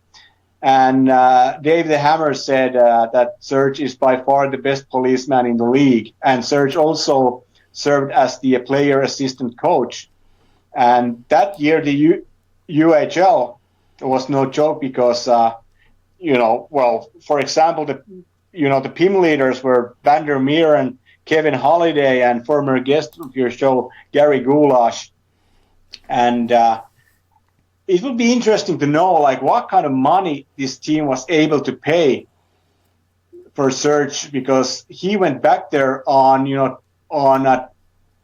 3 separate occasions, and there's very little footage from those years. I do have maybe 15 fights from him, but I have him fighting Vandermeer twice in his first year there, and then Rob Frid was there also in the fight card, and then the 99-2000 season again, he begins it in the QSPHL, 19 games. 155 pins, and then in November time he joined the Mohawk Valley team again, and there was a bit of problem when they played against Saginaw on there's no date here, that's my mistake, but I'll just read it for you guys. So fans of the Mohawk Valley Prowlers are known for their avid support of their team. That support got a little out of hand on Friday night in the Prowlers 5-1 win over Saginaw. A melee between Richie Walcott and Mohawk Valley Serge Roberge evolved into a battle between all the skaters on the ice.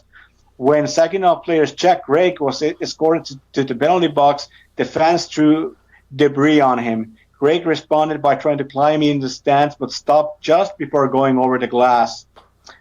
And there's no footage from this incident, unfortunately, but Jack Rake has been a great guest on both Alex's show and Joe Lucido's show. Yeah. And that year, 99-2000, Mario was back there together with Serge, and they also had Dave Chesyalovsky, Andrei Payet, and this name is great, because it's from the old Colonial League, John Batten. There you go. Yep. Yeah. So then I have an article here from March 2000 saying that both Mario and Serge exchanged some heated words with young Mike Warhog, but there was no fight.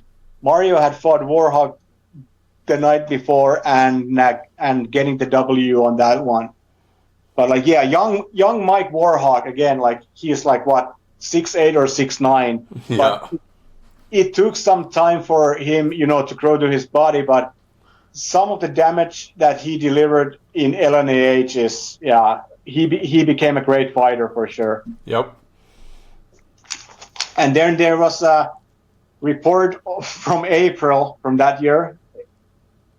Newspaper report says that Mike Warhawk and Serge fought for a good 4 minutes, but somehow I doubt that. I doubt it, but I'm sure it was a long one for sure. Yeah. So then, because I'm pretty sure I watched a fight last night with him and Mike Bro, and I'm pretty sure they fought for 3 minutes. They did, yeah. That one fight, it goes, I think, like, fucking 3 minutes and 15 seconds or something, but that's a long fight for sure, yeah. Yeah. So then, already back in June, in that same year, 2000, Serge signs an extension with Mohawk Valley, but because they began their, preseason so late, Serge managed to play one game in the LNAH, and he fought Mike Bro, and I think it was actually this fight which we just discussed. And throughout that season, Mohawk Valley was in deep, financial trouble because guys their like paychecks were late for about like 2 months, and they had no sticks, no tape, nothing. And Serge was also sidelined due to some unspecified injury. And he was actually released by the team, but when they ran into more trouble, like having no players, and they were, they were going to play a road game, so Serge came back, and I think he played for free, and he was actually, being a leader, and he was trying to resolve these financial troubles in some way. Like, he was communicating with the management and I believe some local sponsors and whatnot. But in the end, Serge ended up going to the old West Coast Hockey League with Phoenix that year, and that team also was stacked with, Corey Laniuk, Jablonski, Daniel Shank, that little pest, Greg Martin, Lauren Taves, and Darren Banks. So, but that wasn't like UHL at the time. I don't know how many teams were able to like really pay, good money outside that fucking salary cap, like, because this wasn't the Danbury Trashers by any means. But I believe there had to be something legit on the table for Serge to go back there on, 3 separate occasions. Yeah, he's getting greased somehow for sure. Because I'm sure that he would also make a pretty good money if he had, just stayed back in the LNAH or the QSPHL. Oh, for sure. Yeah. Like, they would have paid him huge money in the Quebec League to stay because he'd be a local hero. Yeah. And, I'm just trying to, get this stuff down. But, because Serge did spend a lot of time in the QSPHL and LNAH, and, he had a ton of fights. But then in summer 2004, 1 year before the whole tournament actually happened, but it was the first Hockey Gladiators press release, and Serge was listed as one of the participants, and some of the other names who were mentioned in that first press release were Sasha Lakovic, Andy Risto, Lyndon Byers, Frank Bialobos, and Link Gates. Yep. Oh, yeah. Could you imagine if they had gotten those guys? Yeah, because I remember that they were going to have Dave the Hammer as one of the judges and all that kind of stuff, and they had, I'm sure I have that stuff stored somewhere, but I have all those press releases, and they had they had guys who had not played hockey for 10 or 15 years. I think there were some NHL guys who were almost 50 years old, but I can't remember those names right now. Yeah, so we're talking about the Black and Blue tournament that did happen in Prince George eventually, but initially it was supposed to be in Winnipeg, and it was getting close, and they had a bunch of guys, like Morasti was supposed to be in it, and a bunch of them, and then the commission shut it down, and a lot of guys had kind of bought plane tickets or whatever, and there was some money that was promised didn't happen or whatever, and so a lot of guys pulled out of it and didn't want any part of it, obviously Serge being one of them, but It eventually happened in Prince George. But yeah, the initial press release, when they first started talking about that, when they started throwing some names around, oh yeah, the message boards were on fire back then. Yeah. Especially when you saw the names that were coming. Like, imagine a fight tournament with Roberge and like Andy Risto and Bialowas and Morasti and those guys. That would have been awesome. Yeah, for sure. But now we can go to his final season, which he split between LHSSL and the LNAH. And at this time, Serge was already 39 years old. And he had been told by a doctor that he should retire because his shoulders were a mess and they'd been, operated multiple times. And God knows, how many other injuries he had sustained over the years. But there's two things I want to talk about this final season. One being the fight against Brad Lambert on December 12th, 2004. I remember how some of the fans used to write in the message boards that Brad Lambert ended Serge's career, which is not true because after that fight he fought Jacques Dubé, and then in his last game ever on January 5th, 2005, the old warrior who was advised to retire because his shoulders were fucking done. He fights John Mirasti and he fights Darcy Johnson. And what does he do? He goes toe-to-toe with both guys whenever he has the chance. So he went out with a bang. He went out on a shield, man. He went out like the warrior that he was. And at 39 years old against the two young bucks that were, just in the league for the first time and trying to make the name for themselves. And, like you said, he knew it was it. That was it. And he went out and he didn't wrestle and trip anybody or haul them down or get a cheap win or anything. No, he went toe-to-toe with the 22-year-olds, 23-year-olds. So it was a perfect ending to Serge Roberge career. Yeah, and when we first started, planning for this episode, we both agreed that we will try to aim like that this would run for like 1.5 hours. So I think we are about at the fucking 3-hour mark by now. Yeah. And I left out a lot of stuff here now that I already had, printed in my notes. And before this final draft, I actually had, so much more stuff, but it's not the same thing like when you can't have that fucking player himself, talking about his career. So you're gonna have to rely on these newspaper sources and then whatever memories and information we might have. But I hope we did Serge some justice here, and I wish him happy 60th birthday, and thank you for the great career you had. Absolutely. No, he was awesome. And I hope somebody out there could get this to him and let him play it for him. And if he does listen, thank you very much. You were truly one of the greatest. And no, this is a lot of fun to go down. Yeah, and I mean, like you said, you have articles for days. I mean, this could be a 5-parter if we wanted to. But you brought up a lot of great information that I know people didn't have any. I know there's a bunch of stuff I didn't know about, with NHL camps and that type of thing. And I loved reading the old newspaper articles and, and the Hartley years and the Tortorella years. And I think this is a fitting tribute to one of the greatest minor league fighters of all time. And there's not, like I said, folks, if you're not quite sure, go to YouTube. There's lots of Serge Roberge footage on YouTube. I will try to get more stuff up on my YouTube channel. I have a bunch, but I will try to get more stuff up. Actually, I should just burn that whole Cornwall DVD and just put it on the YouTube channel just for people to see it. I mean, it's basically all him anyway. And just just go down the Serge rabbit hole.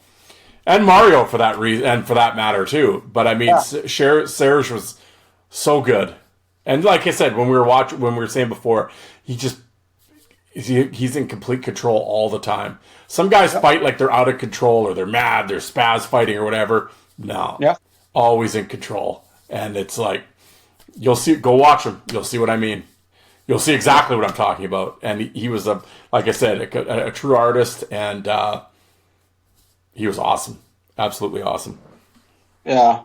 So thank you for this opportunity to talk about Serge, and I think this timing was perfect. Considering it's on the eve of his birthday when you will release this episode, and I'm just happy that we had this opportunity to talk about Serge and name drop some other guys or like many other guys, and thanks everybody. No, absolutely, and thank you for taking the time and doing all the research that you do and digging up everything, and it was your idea. This whole thing was Yuka's idea, and it made my life a lot easier when I don't have to think. When the guest does all the thinking for me, it's great. And this was a lot of fun. And like I said, I learned a lot today, and I always learn everything. I always learn lots of stuff when you come on this show, and so do the listeners. I know for a fact they do, and.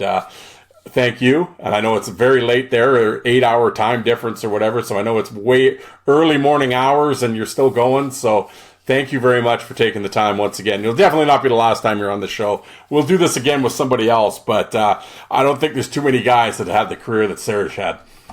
Well, I have a suggestion to you. All right.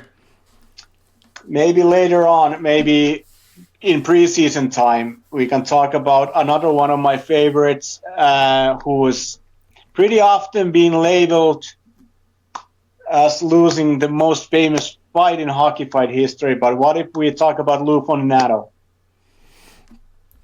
Oh, yeah, absolutely. Yeah. The fact is, I have over 7,000 newspaper clippings on him, and I've tried to create a document, to timeline his career and the most significant moments. So if people want to hear Lou Fontinato's story and what really happened against the famous fight against Gordie Howe, then I'm game. Absolutely, we'll definitely do that for sure. But there we go, man. There's folks. There's Yuka from out in Finland. The Serge Roberge tribute episode, and happy birthday, Serge! Happy 60th birthday! And I hope you fans listening learned something today.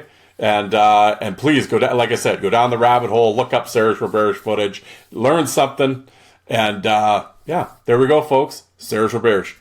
Thank you, sir. Stream. Exactly.